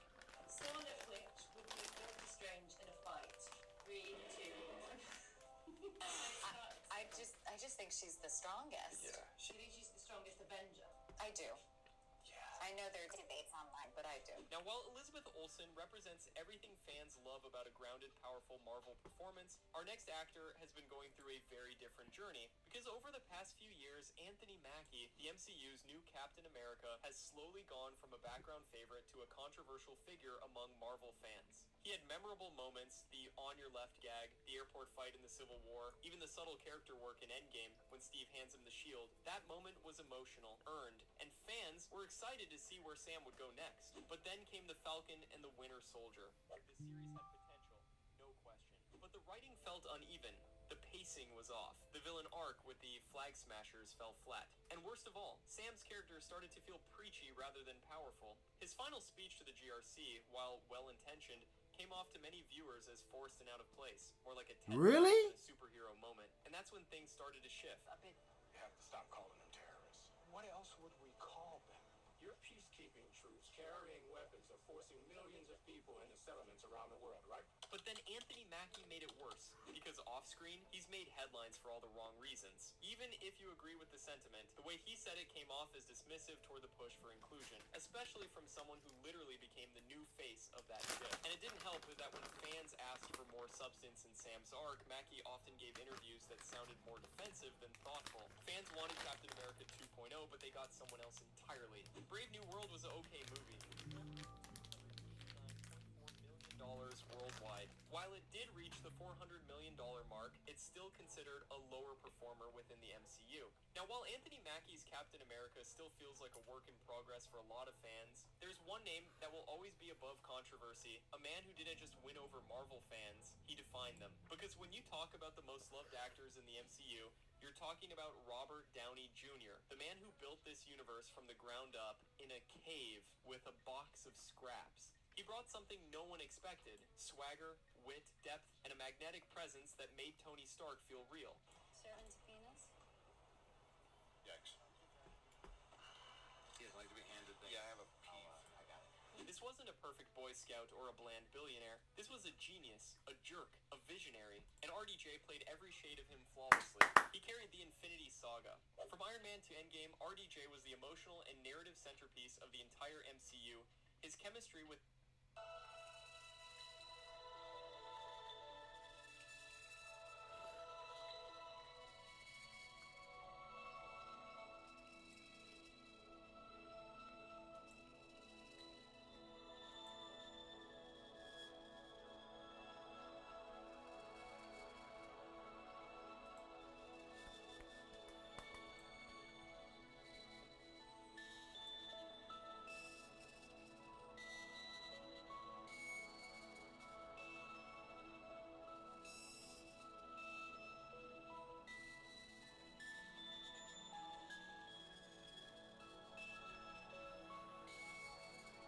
I'm gonna hit the bone for that. I ain't gonna lie. Even though it's over with, fuck it. I just put some of that OG Pop Tarts in there. I ain't putting none of that black pack in there or blueberry muffin or whatever you wanna call it. Before anything else, you set the mood, because fragrance, it's the first thing you feel. Citrus starts the morning, it's bright and crisp. Fresh clears the air, clean, effortless, and ground. every cast member elevated every scene, whether it was snarky back and forths with Steve Rogers, mentor moments with Peter Parker. He gave the franchise balance, and then came Endgame, where he delivered arguably the most powerful performance in the entire MCU. From I Love You 3000 I love you 3000. to that final, defiant I Am Iron Man, fans didn't just cry because a character died, they cried because it felt like saying goodbye to a friend. Even off-screen, fans adore him. Robert Downey Jr. isn't just beloved because of his performance, it's how he treats the fandom. He's humble, he's funny, he shows up for the fans. From fan events, to red carpets, to random interviews where he surprises kids in Iron Man suits, he understands the weight of what this role means. And let's not forget, he was also the glue behind the scenes. He helped mentor new cast members, pushed for better pay for the original Avengers cast, and he supported storylines that prioritized legacy over ego.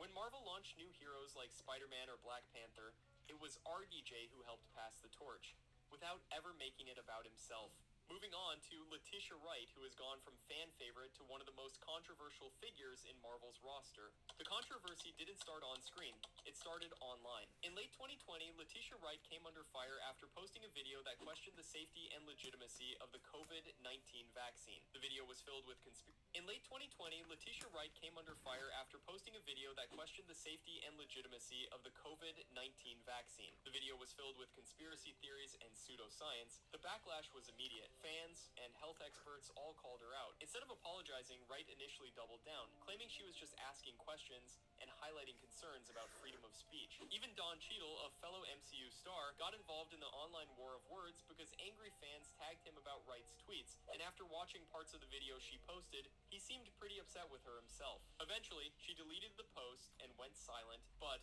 the damage was done. At a time when the world was in crisis, her platform was seen as reckless, especially for someone working on a franchise as influential as Marvel. Fast forward to the filming of Black Panther, Wakanda Forever, a production already dealing with the impossible task of moving forward without Chadwick Boseman. Reports came out that Letitia Wright was causing delays on set due to her stance on vaccine mandates, allegedly refusing to get vaccinated and traveling back to the UK. Marvel never publicly confirmed those reports, and she later denied some of them, but the headlines alone created serious PR problems. Fans who were once rooting for Shuri were now divided, and to make things worse, some viewers just didn't buy her transition into the lead role. While her performance in Wakanda Forever was solid, many felt she lacked the gravitas needed to carry the weight of the Black Panther title. When you go from being the comedic tech genius to suddenly leading one of the MCU's most emotional storylines, the bar is high. Letitia Wright's rise to center stage showed us how complicated stepping into a lead role in the MCU can be, especially when fan trust is shaky. But what happens when a newer actor enters the universe and instantly wins over the entire fan base? No awkward press, no controversy, just pure charisma. That's Florence Pugh. In 2021's Black Widow, Scarlett Johansson was supposed to be the emotional center. After all, it was Natasha Romanoff's long overdue solo movie.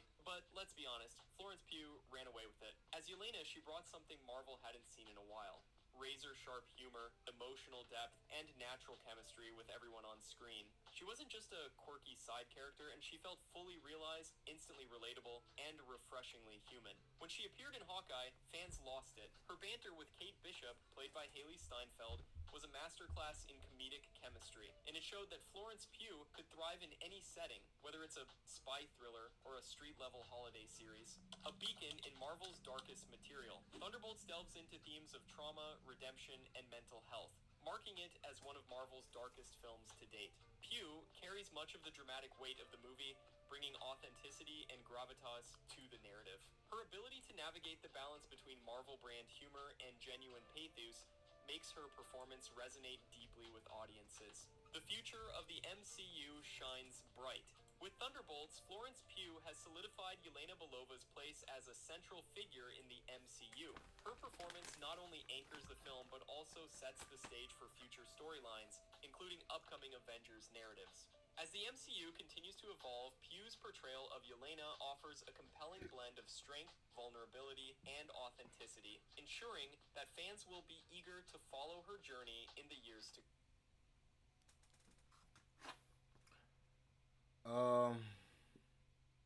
Me personally, I love all of those actors. All of them. Don't hate not one of them. So, yeah.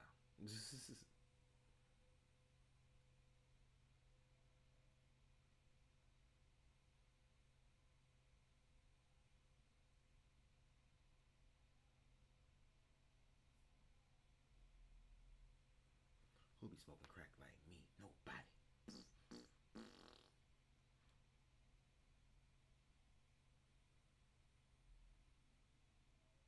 Marvel's The Amazing Spider-Man is now on Webtoon, but this story is Webtoon? Peter Parker. So you guys have been screaming at me in the comments section to make a video on Jeff the Land Shark, which makes perfect sense, right? Not only is he one of the most annoying characters in Marvel Rivals, albeit incredibly fun to play, but he's also incredibly obscure. So there's two types of stories when it comes to Jeff. There's his origin, which we'll cover, and then there's the Infinity Comics, which are just full of these little adorable misbegotten adventures of Jeff, and you're gonna love it. It's absolutely hilarious. So the origin story for Jeff actually comes in kind of the first volume of West Coast Avengers back in 2018, I think it was. And it spans about 6 or 7 issues in terms of how it all kind of ties together. Initially, you don't see Jeff. In fact, what actually happens in issue number 1 is Kate Bishop is just like riding land sharks along the West Coast because they've just somehow appeared somewhere or another and are just kind of attacking everybody, right? And of course, Clint Barton, or at least one of the most overpowered characters of Marvel Rivals, jumps in, and he kind of helps them sort of tag them, but at the end of the day, they don't really know where the land sharks came from, and ultimately the land sharks are kind of led back to water, and then you don't really see anything from them again for quite some time. Instead, with issues number 2 through 5, essentially, it's just kind of like a handful of different villains that are all sort of taking pot shots at the West Coast Avengers. It's hilarious, right? The comic is incredibly goofy, and we can actually cover the comic itself if you guys are interested in it. But Jeff doesn't really come to play until you get to issues 6 and 7. And the reason for that is because what you end up learning in issues 6 and 7 is that the land sharks themselves had actually been created by MODOK, and that MODOK, alongside these other villains, had kind of come together for the purpose of essentially destroying the West Coast Avengers. Now, of course, none of them really succeed, and the land sharks are effectively defeated, along with the regular sharks, that are trying to kill members of the team. But Jeff makes his debut in 6 and 7 when Gwenpool appears with Jeff in tow. Now, as I understand it, the idea behind Jeff as a character is that he was not supposed to be anything serious in Marvel. That all that was really going to happen with Jeff was that Gwenpool would just show up, right, with a different animal or some kind of a critter, name it Jeff, and then ultimately it would die, or it would disappear, or just kind of vanish from continuity, never to be seen or heard from again, and nobody would really ask questions or anything like that. Kind of an on-running gag. Such as it was, people loved Jeff. They thought Jeff was the most adorable thing ever in Marvel. And it makes perfect sense, right? Just this little adorable baby land shark. It's just not something that you see every day. And so Jeff as a character just kind of popped in and out from Marvel after this over a period of time. He was really just more of a background character that would observe things. So in the Gwenpool Strikes Back stories, which Gwenpool was ridiculously OP. In fact, there was one point where she was more powerful than everything in existence and control the multiverse and all kinds of crazy stuff. But she defeats the Hulk, for example, and Jeff is there watching it unfold. A lot of the stories that you guys are really curious about when it comes to Jeff as a character in Marvel really just come from the Infinity Comics. And the Infinity Comics were basically these digital-only comics, and they still are. Marvel does Infinity Comics for all kinds of stuff. But they were just these little textless short stories involving Jeff getting involved in these misbegotten adventures. Although he does do some cool stuff. There's one point where it turns out he has the Infinity Gauntlet. There's one point where he overpowers the event from Marvel. Look, they just brought him in randomly. Now this nigga is a key player. In Marvel, and it makes perfect sense, right? Just this little adorable baby land shark. It's just not something that you see every day. And so Jeff as a character just kind of popped in and out from Marvel after this over a period of time. He was really just more of a background character that would observe things. So in the Gwenpool Strikes Back stories, which Gwenpool was ridiculously OP. In fact, there was one point where she was more powerful than everything in existence and control the multiverse and all kinds of crazy stuff. But she defeats the Hulk, and Jeff is there watching it unfold. A lot of the stories that you guys are really curious about when it comes to Jeff as a character in Marvel really just come from the Infinity Comics. And the Infinity Comics were basically these digital-only comics, and they still are. Marvel does Infinity Comics for all kinds of stuff. But they were just these little textless short stories involving Jeff getting involved in these misbegotten adventures. Although he does do some cool stuff. There's one point where it turns out he has the Infinity Gauntlet.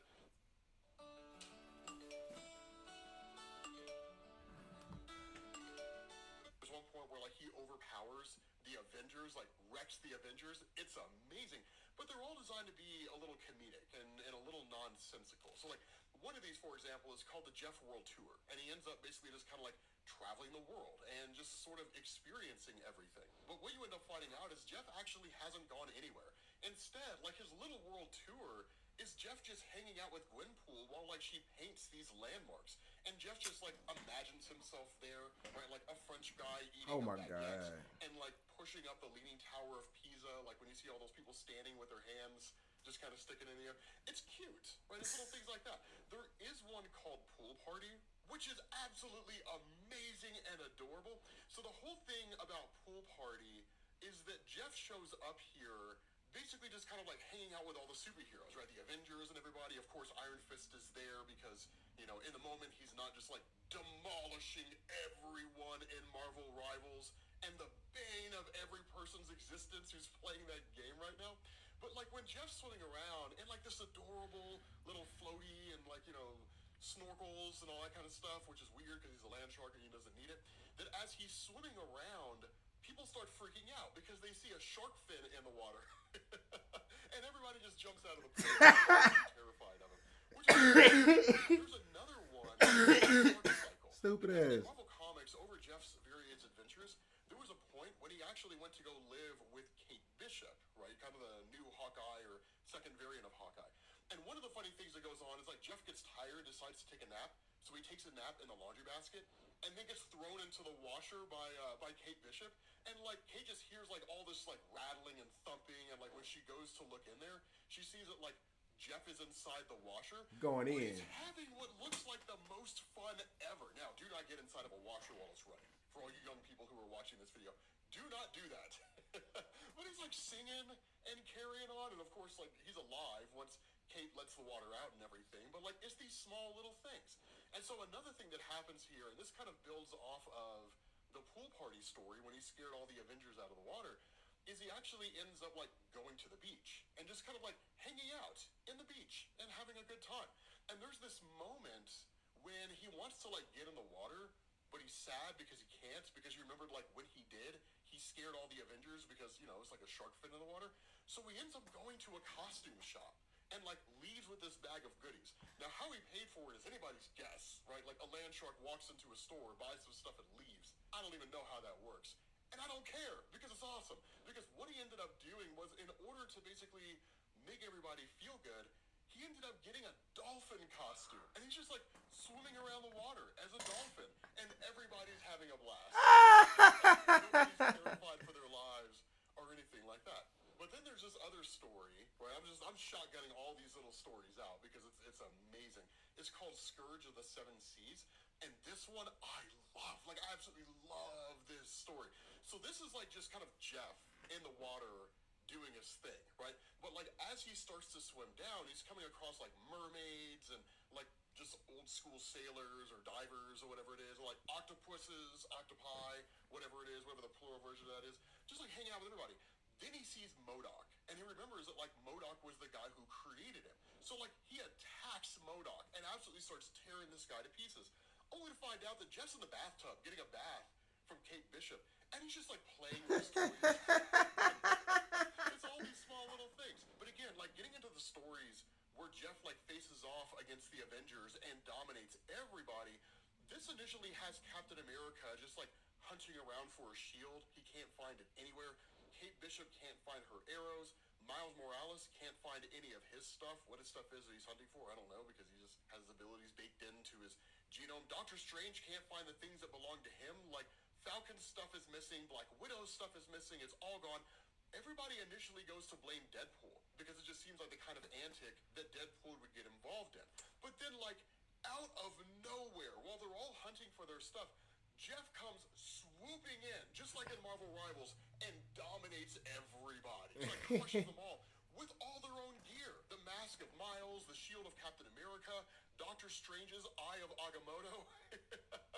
He crushes everyone, and it's absolutely amazing. And so, following that, you get into like the last story that we're going to cover here, right? Which is called Tummy Trouble, because Jeff has an upset tummy, and he's literally just sitting on the couch, and his stomach hurts, right? He almost looks like he's getting ready to throw up, and he's like crying and carrying on. And so like Kate Bishop comes running in, right? Because of course she's worried about him. Wraps them all up in a little bundle, and then takes him to the vet, and the vet runs some tests, and they end up running a scan on his stomach. Come to find out, this guy has eaten so much stuff, one of which is the Infinity Gauntlet. Yes, Jeff got the Infinity Gauntlet in Marvel Comics. But these are the kind of stories that Marvel covers when it comes to Jeff, right? I mean, like, it's one of these things where he was so adorable when he popped up that people were getting like Jeff plushies and all kinds of stuff, right? It's just one of these things. It's kind of like Spider-Gwen, right? It's just one of those little sleeper hits that comes along and just everybody falls in love with the character. So that's the long and short of Jeff in Marvel, right? Well, not really a whole lot to go on here, but it is cool. The stories are awesome. Let me know what you guys think down in the comment section. Thank you all for watching, and I will catch you all later.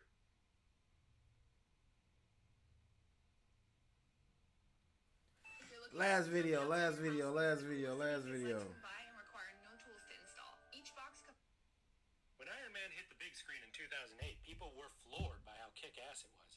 There've been a lot of duds out of Marvel recently, like Elektra and Fantastic Four: Rise of the Silver Surfer, so many viewers didn't really expect this movie to be that much different from those. But Tony Stark was cool, badass, and interesting even before he put on the Iron Man armor. So Iron Man was a huge hit, and audiences left the theater satisfied with a new character and movie to love. But not all of them left. There are those viewers who enjoy staying and watching the credits of a good movie, whether it's to appreciate how many people worked on it, or absorb what they just viewed, or wait, holy shit, is that Samuel Jackson? Wait, he's Nick Fury? Wait, Avengers Initiative? What the holy fucking shit? And boom, just like that, the MCU was born. Now you knew this wasn't just a one-off movie or self-contained Iron Man universe, like previous superhero adaptations had been. There'd been a number of post-credit scenes in the past, but Iron Man's post-credit scene was a fucking mission statement that they wanted to take this movie and build it into a shared superhero cinematic universe. They planted a seed of what they were really envisioning, and they'd hidden it in a place where only the biggest nerds would bother to wait and see it. When everyone else started hearing about this, it was exciting for them because it felt like they'd missed a whole important piece of the movie. If they'd shoved that sequence at the end of the movie, it would have felt mundane. Hiding it made it feel special, and it made people who saw it feel like they were on the ground floor of something big. It made casual audiences start to imagine what the hell an Avengers could even mean, and it made comic fans geek the fuck out at the idea of actually seeing the Avengers together on the big screen. It was a brilliant move, and now viewers knew that if they stayed to the end, they might get a glimpse of something else cool hidden there behind the credits. So Marvel Studios kept using it in subsequent films to keep hyping people up for what was coming. Tony Stark meeting up with General Ross at the end of Incredible Hulk reiterated to viewers that everything coming out was going to be building towards Avengers, and that to get the whole story, you'd have to watch it all. And after that, it was full steam ahead towards their goal, and every post-credit scene formed a line, going directly from one film to the next to keep that hype train going. Iron Man 2's post-credit scene gave us a glimpse of Thor's hammer to blend Thor and Asgard into the universe.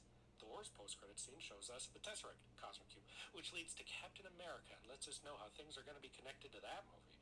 And of course, at the end of Captain America, it's all out on the hype for Avengers finally arriving, with Nick Fury reaching out to Cap in the modern day. Each of these post-credit scenes had a specific purpose of both hyping up the next movie and letting viewers know how these different characters were connected to the world. And they each gave a glimpse of what you were already excited to see without giving too much away. These little snippets of what was to come contributed to the hype that made Marvel's The Avengers a huge hit. When all those snippets finally came together and shared the screen in a superhero epic, that finally brought the world of the comics to life like never before. And after the excitement of Avengers, the credits start to roll. Just as audiences are starting to relax and talk, the movie starts up again, and we get a mid-credit scene where Thanos is revealed as the true threat behind Loki, and what would become known as the Infinity Saga was launched. Excitement was at an all-time high, and so much of it was due to these quick little scenes. And after all this excitement, they knew fans needed a little breather, so they brilliantly subverted the post-credit scene hype trope with the famous shawarma scene and gave you a moment to chuckle and relax. Back when subversion was still cool instead of lame and mean-spirited, of course. After years of using post-credit scenes masterfully to hype up and connect the MCU, here's where things started to lose focus a bit. For our first post-Avengers movie, we got Iron Man 3. The biggest character in the MCU, and one whose previous post-credit scenes set up both Thor and the Avengers. And what do they do at that pivotal moment? It's a joke. Banner falls asleep while Tony is talking about things. That was the payoff to them leaving together at the end of Avengers. Yeah, I chuckled lightly when I first saw it, but it made the characters crossing over feel cheap and meaningless. But whatever. Iron Man 3 didn't really care about the wider MCU. It just wanted to do its own thing and tell a Tony Stark story. Sure. But then the question I have to ask is, why even have a post-credit scene if you don't have anything to say? This would have been the perfect opportunity to just not have one. And not for real. Not expecting them anymore. That would have been brilliant. Keep people on their toes from movie to movie so they wouldn't take the post-credit scene for granted. And if there was one, it would be surprising and exciting again. Right. Instead, when it's something like this, you just feel like you wasted your fucking time waiting around. Type then shit. we have Thor: The Dark World, where they name-drop the Infinity Stones and use the Collector to create hype for Guardians. But this is where it stops being a post-credit scene and becomes mid-credit scenes. You didn't need to wait and earn those special scenes anymore. They just handed them to you. And so they felt mundane. Liz Valley? Ever been stressed waiting on payday, knowing that the bills don't wait? No. That's where Tilt comes in. Tilt gives you access to up to $400. You just go, alright, Kale. Instead of the feeling of mystery and excitement at what could be coming. It worked with Thanos because it was completely unexpected. Here, it just feels like a commercial for the next movie. And the actual post-credit scene we have Jane and Thor kissing should just been in the movie itself and really doesn't actually go anywhere. Right. And it's the same with Captain America, the Winter Soldier. The movie ends and they just casually introduce Strucker and the Maximovs. Your regular audience doesn't even know what this means or what movie this leads into, and you really don't get anything you're not immediately getting in the next movie. With Thor's hammer, you got the feeling of majesty of this legendary weapon removed from the context of Thor and Asgard and crashed down into this relatively grounded world. With Strucker, it just feels like you're seeing some guy with a monocle. Sure, Thanos was technically just some purple guy to a lot of viewers, but comic fans were freaking the fuck out about him so much that they did half of the MCU's advertising for them. What comic fan saw Strucker and started telling everyone, bro, you gotta see my boy Strucker. Shit's gonna get lit when he comes into the MCU. Yeah, he's a good villain, but come on. Honestly, it probably would have been better to introduce Strucker and the twins in Avengers 2. Like I said, it basically felt like the beginning of that movie anyways. Guardians of the Galaxy understood how people were feeling at the time. They didn't use the post-credit scene to set things up. They used it to expand the world with Cosmo and Howard the Duck. Would Howard have been as impactful if he was just in the movie? God, no. But here he felt fun and unexpected. And the writers knew that only nerds would appreciate him, so they hit him at the end. People had started to become cynical of these thinly veiled advertisements, and Guardians understood that, so they just had a little fun instead. Then our Strucker scene leads into Avengers Age of Ultron, which had a credit scene that really didn't make any fucking sense. You'll do what yourself, Thanos? You had nothing to do with the plot of this movie. It would help you get more stones. But that's me nitpicking. It was there to show Thanos grab the gauntlet, which let people get a glimpse of what was coming. It may have been a little stupid, but it was fucking cool. And that's what really matters, because that's what hypes people up. So, some of these scenes may be a bit awkward or stupid, but at this point they're all doing their job. Each post-credits scene leads to the next movie, and now all roads lead to Infinity War. Ant-Man has my most hated post-credit scene because it just plays a scene from Civil War that kind of spoils the movie a little bit. But that scene does let you know that you can continue Ant-Man's story there. Civil War shows Peter playing around with his costume. That leads to Spider-Man Homecoming. Doctor Strange comes in. His scene implies that he'll be a part of Thor Ragnarok, which turns out to be a glorified cameo, but it still does tell you to go there next. Thor Ragnarok's credit scene then shows a large ship intercepting the escaping Asgardians, which we learn leads directly and quite fucking awesomely into Infinity War. And I think having this as a mid-credits scene was the right call here. Exactly. We want everyone to see this so they can know exactly where we're headed. Exactly. And then you had Grant Wesson doing stuff. The other scene in Civil War sets up Black Panther by showing Bucky go to Wakanda and being frozen. Black Panther then sets up Infinity War by seeing that Bucky has been rehabilitated, letting us know that this fan-favorite character will be back in action. Then we finally reach the end of the path leading to Infinity War, and we get a post-credit scene of Nick Fury being blipped away and sending an emergency signal to Captain Marvel, leading us right to our next movie. Both Captain Marvel and Ant-Man and the Wasp then give us ominous post-credit scenes that set us right up into Endgame, and we have finally made it to the culmination of 10 years of movies, and the hype is bigger, I think, than just about any movie that has ever been released. Some of these post-credit scenes I loved, some I was indifferent towards, and some I outright fucking hated, but the vast majority of them did their job. Very cleanly and simply led from one movie to the next, helping to shape the greater narrative and weaving all these films together to keep the hype going throughout the decade-long epic dubbed The Infinity Saga. But something was lost at the beginning of Phase 4, and like many aspects of the MCU, the post-credit scenes have become aimless and confused. So you stay through the end credits of our first film after Endgame, Spider-Man Far From Home. And what do you get? My God! Nick Fury and Maria Hill were both Skrulls? The real Nick Fury's on a space station building sword? He must know there's a big threat on the horizon. Where could this be going? Does this lead to the next movie? Does this tie into the upcoming multiverse saga? No, it doesn't. This leads into the Marvels, which released 4 fucking years later. And it only ties in because, you know, there was a space station in it and Nick Fury appeared. Alright, Marvels was delayed many fucking times. Fuck-ups happen. I'm not gonna be too hard on one poorly timed post-credit scene. Yeah. Because next up is our first official Phase 4 movie, Black Widow.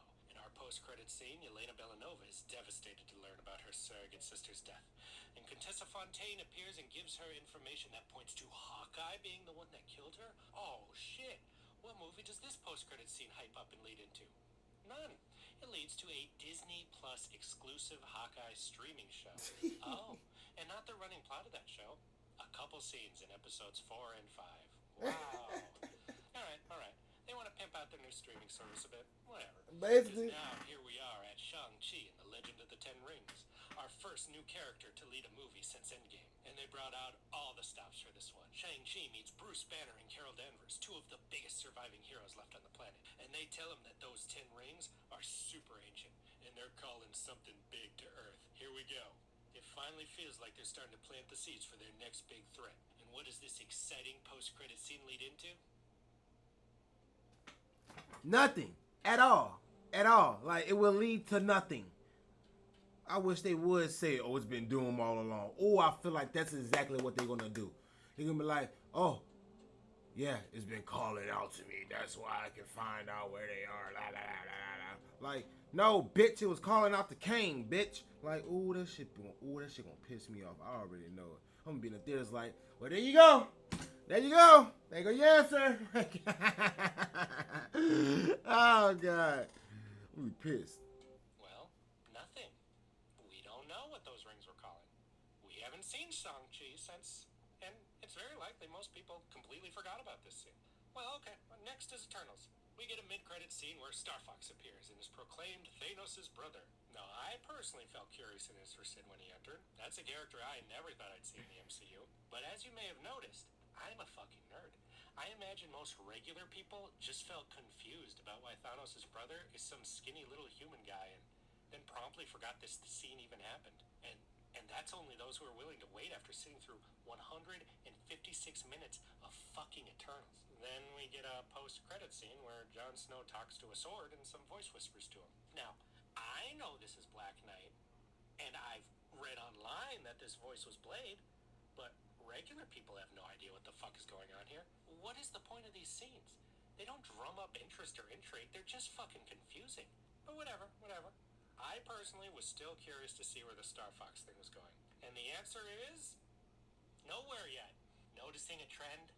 MCU post-credit scenes no longer lead cleanly from one movie to the next. They're just throwing out plot points for what I assumed at the time was Avengers the Kang Dynasty, but that's just an assumption. The Shang-Chi one could have been for Shang-Chi 2 for all I know. And again, I'm a fucking nerd.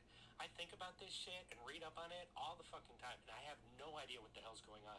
How the fuck is a regular watcher with a real life supposed to follow any of this shit? And with the way the MCU wings it as it goes along, why toss all these plot threads out when you don't even have a script for the next Avengers yet? It doesn't hype anyone up. It just bottlenecks your story to having to wrap all of this stuff up. In Doctor Strange in the Multiverse of Madness, Clea appears and yells something about the multiverse. Another plot thread tossed into the future that hasn't led anywhere yet. Thor Love and Thunder has Hercules stand up as their mid-credits scene. To lead to what? Thor 5? Avengers? I don't know. But the more important question is, does Marvel Studios even know at this point? It seems like they're just tossing whatever they can think of at a wall and seeing if any of it sticks. Basically. Now we get to Ant-Man and the Wasp: Quantumania. And they actually finally tried to set up the multiverse saga with their mid-credits scene by introducing their main Thanos-level threat, the Council of Kangs. But it was too late. It had been 4 years since Endgame. Most people were not following the overarching story of the MCU at this point. No. And we'd literally just watched one Kang get beaten by fucking Ant-Man. Are we supposed to be scared of a million of them? Just get a million fucking Ant-Mans to beat them up. Problem solved. Imagine if one Thanos had been the villain and been defeated solo by Hawkeye. Do you think people would have been excited about him reappearing in a mid-credit scene? No. And why set it up in Ant-Man? Why not a post-credit scene in Doctor Strange? It was actually multiverse-centered. Instead of Pizza Papa, they could have done almost this exact scene, and I think people would have been more interested. They're just placing it in a random movie and just assuming people are going to see it for some reason. And then as our post-credit scene, we get another fucking tease for a streaming show where they put their next big bad on the small screen again and confuse audiences who don't watch these streaming shows by having some weird-ass old-timey Loki appear and be all scared. And they knew they had a problem. They knew that no one knew what the hell they were planning with this multiverse thing. So in the Marvels, they desperately shoved in this unfocused, tedious mess of a post-credit scene with Kelsey Grammer as Beast appearing. But he's not even the focus. It's Monica's mom as binary or some shit. This is one of the worst ones because no one even watched this movie. And they've written themselves into connecting their plans to the multiverse thing to a movie no one cared about, and prematurely blown their X-Men multiverse cameo load on a post-credit scene most people probably just lazily looked up on YouTube if they even bothered. And where's this scene leading? Assumedly Avengers Secret Wars, which as of now isn't even fully written and won't release for another 3 fucking years at least. Guardians of the Galaxy freebeat all these scenes by just having Peter Quill sit around, because now at least you know he's on Earth and he can just fly in whenever the plot needs him. If you don't know what you're planning, that's how you do an open-ended post-credit scene that people will actually kinda at least half remember. And that brings us to today. We've now had 30-some MCU films across 5 phases, and I think I can illustrate my point best by comparing how many post-credit scene plot threads were still left dangling at the end of each phase of the MCU. Phase 1. 1. Thanos, which makes sense. He's the overarching threat. Boom. Phase 2. 3. Thanos. Again, makes sense. Still the overarching threat. Then we have Hank Pym showing Hope a wasp suit, and that trailer at the end of Ant-Man. Besides the Thanos one, those threads are both continued very quickly in those movies' sequels or whatever comes next. Good. Done. Good. Phase 3. 4. Mordo stealing magic from people, Adam Warlock being created, J. Jonah Jameson revealing Peter Parker's identity, and Nick Fury on a space station with Skrulls. Mordo was going to be touched upon in Doctor Strange 2, but that scene got cut. While the other 3 were all closed off in upcoming sequels. So 3 phases and pretty much all open post-credit plot threads are cleared out or soon to be cleared out. Sounds good. Now we get to phase 4. Now how many post-credit scenes introduce plot threads that did not resolve by the end of the phase? 7. Of 10 post or mid-credit scenes, 7 of them are not resolved at the end of phase 4. Contessa Fontaine recruiting Yelena. Something tracking Shang-Chi's rings. Starfix and Pip intercept the Eternals. A piece of the Venom symbiote left in the MCU. Blade whispers to Black Knight. Clea recruits Doctor Strange. Hercules and Zeus. Alright. But how many of those threads were resolved in later movies during Phase 5? 0! They're all still open. And now we're in Phase 5. Well, add in those 7 and toss 3 more in so far. The Council of Kangs, Monica trapped in that other universe, and Ms. Marvel trying to set a young Avengers up with a not very young Kate Bishop. We've still got 2 more movies left in Phase 5.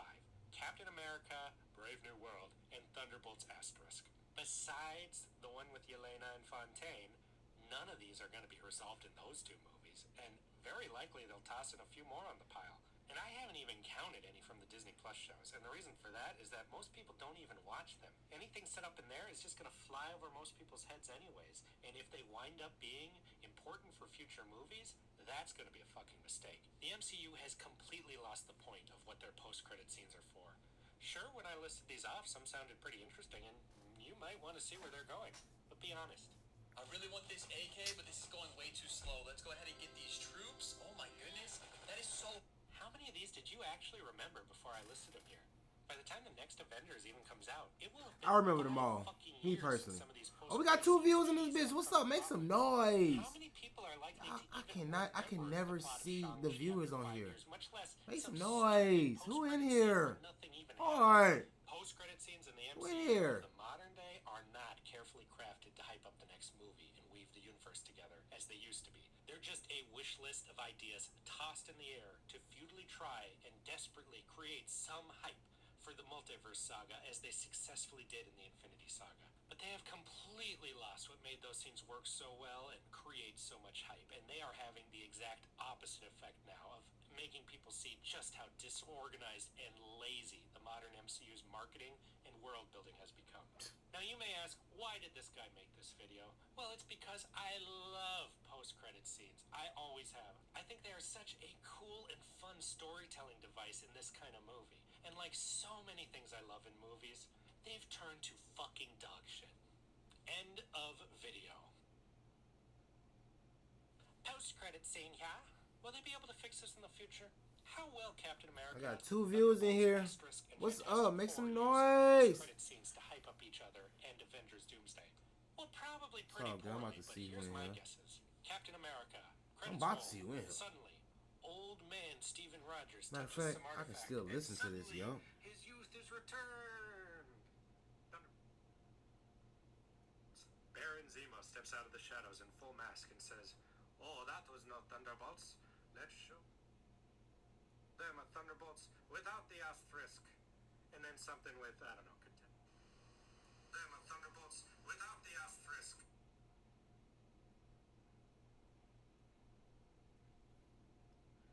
It say 2 people in here, but it just showing my chat bots.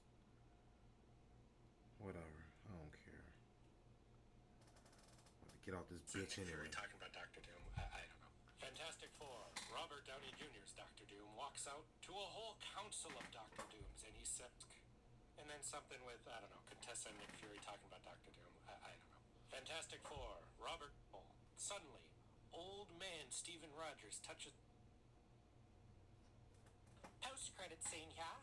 Will they be able to fix this in the future? How well Captain America, Thunderbolts, Asterisk, and Fantastic Four use post-credit scenes to hype up each other and Avengers Doomsday? Well, probably pretty poorly, but here's my guesses. Captain America, credits roll. Suddenly, old man Steven Rogers touches some artifact, and suddenly, his youth is returned. Here it is. Thunderbolts.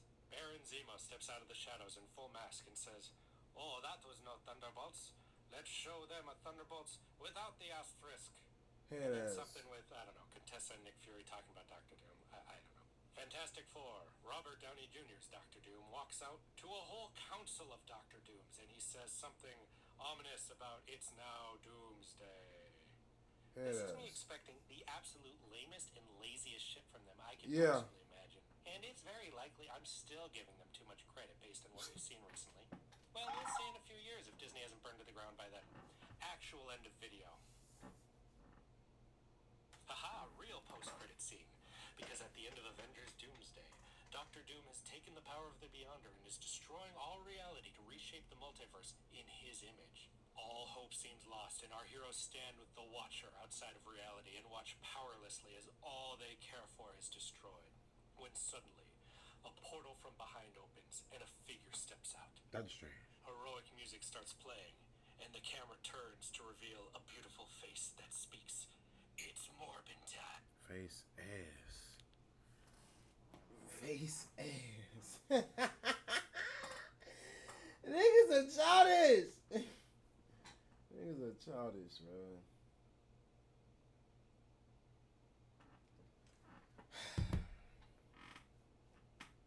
Yeah. Yeah. It ain't nothing but 11:16 right now. 11:16. You see something?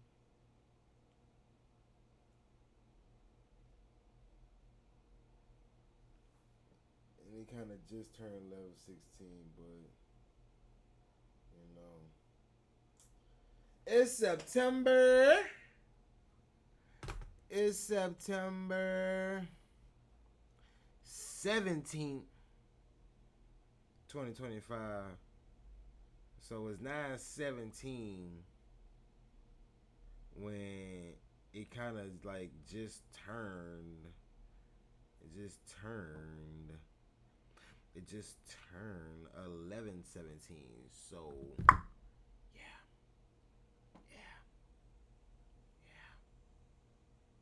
I'm gonna get off of here first. So I appreciate y'all. Deuces. And I'm gonna get off of here and be like, deuces.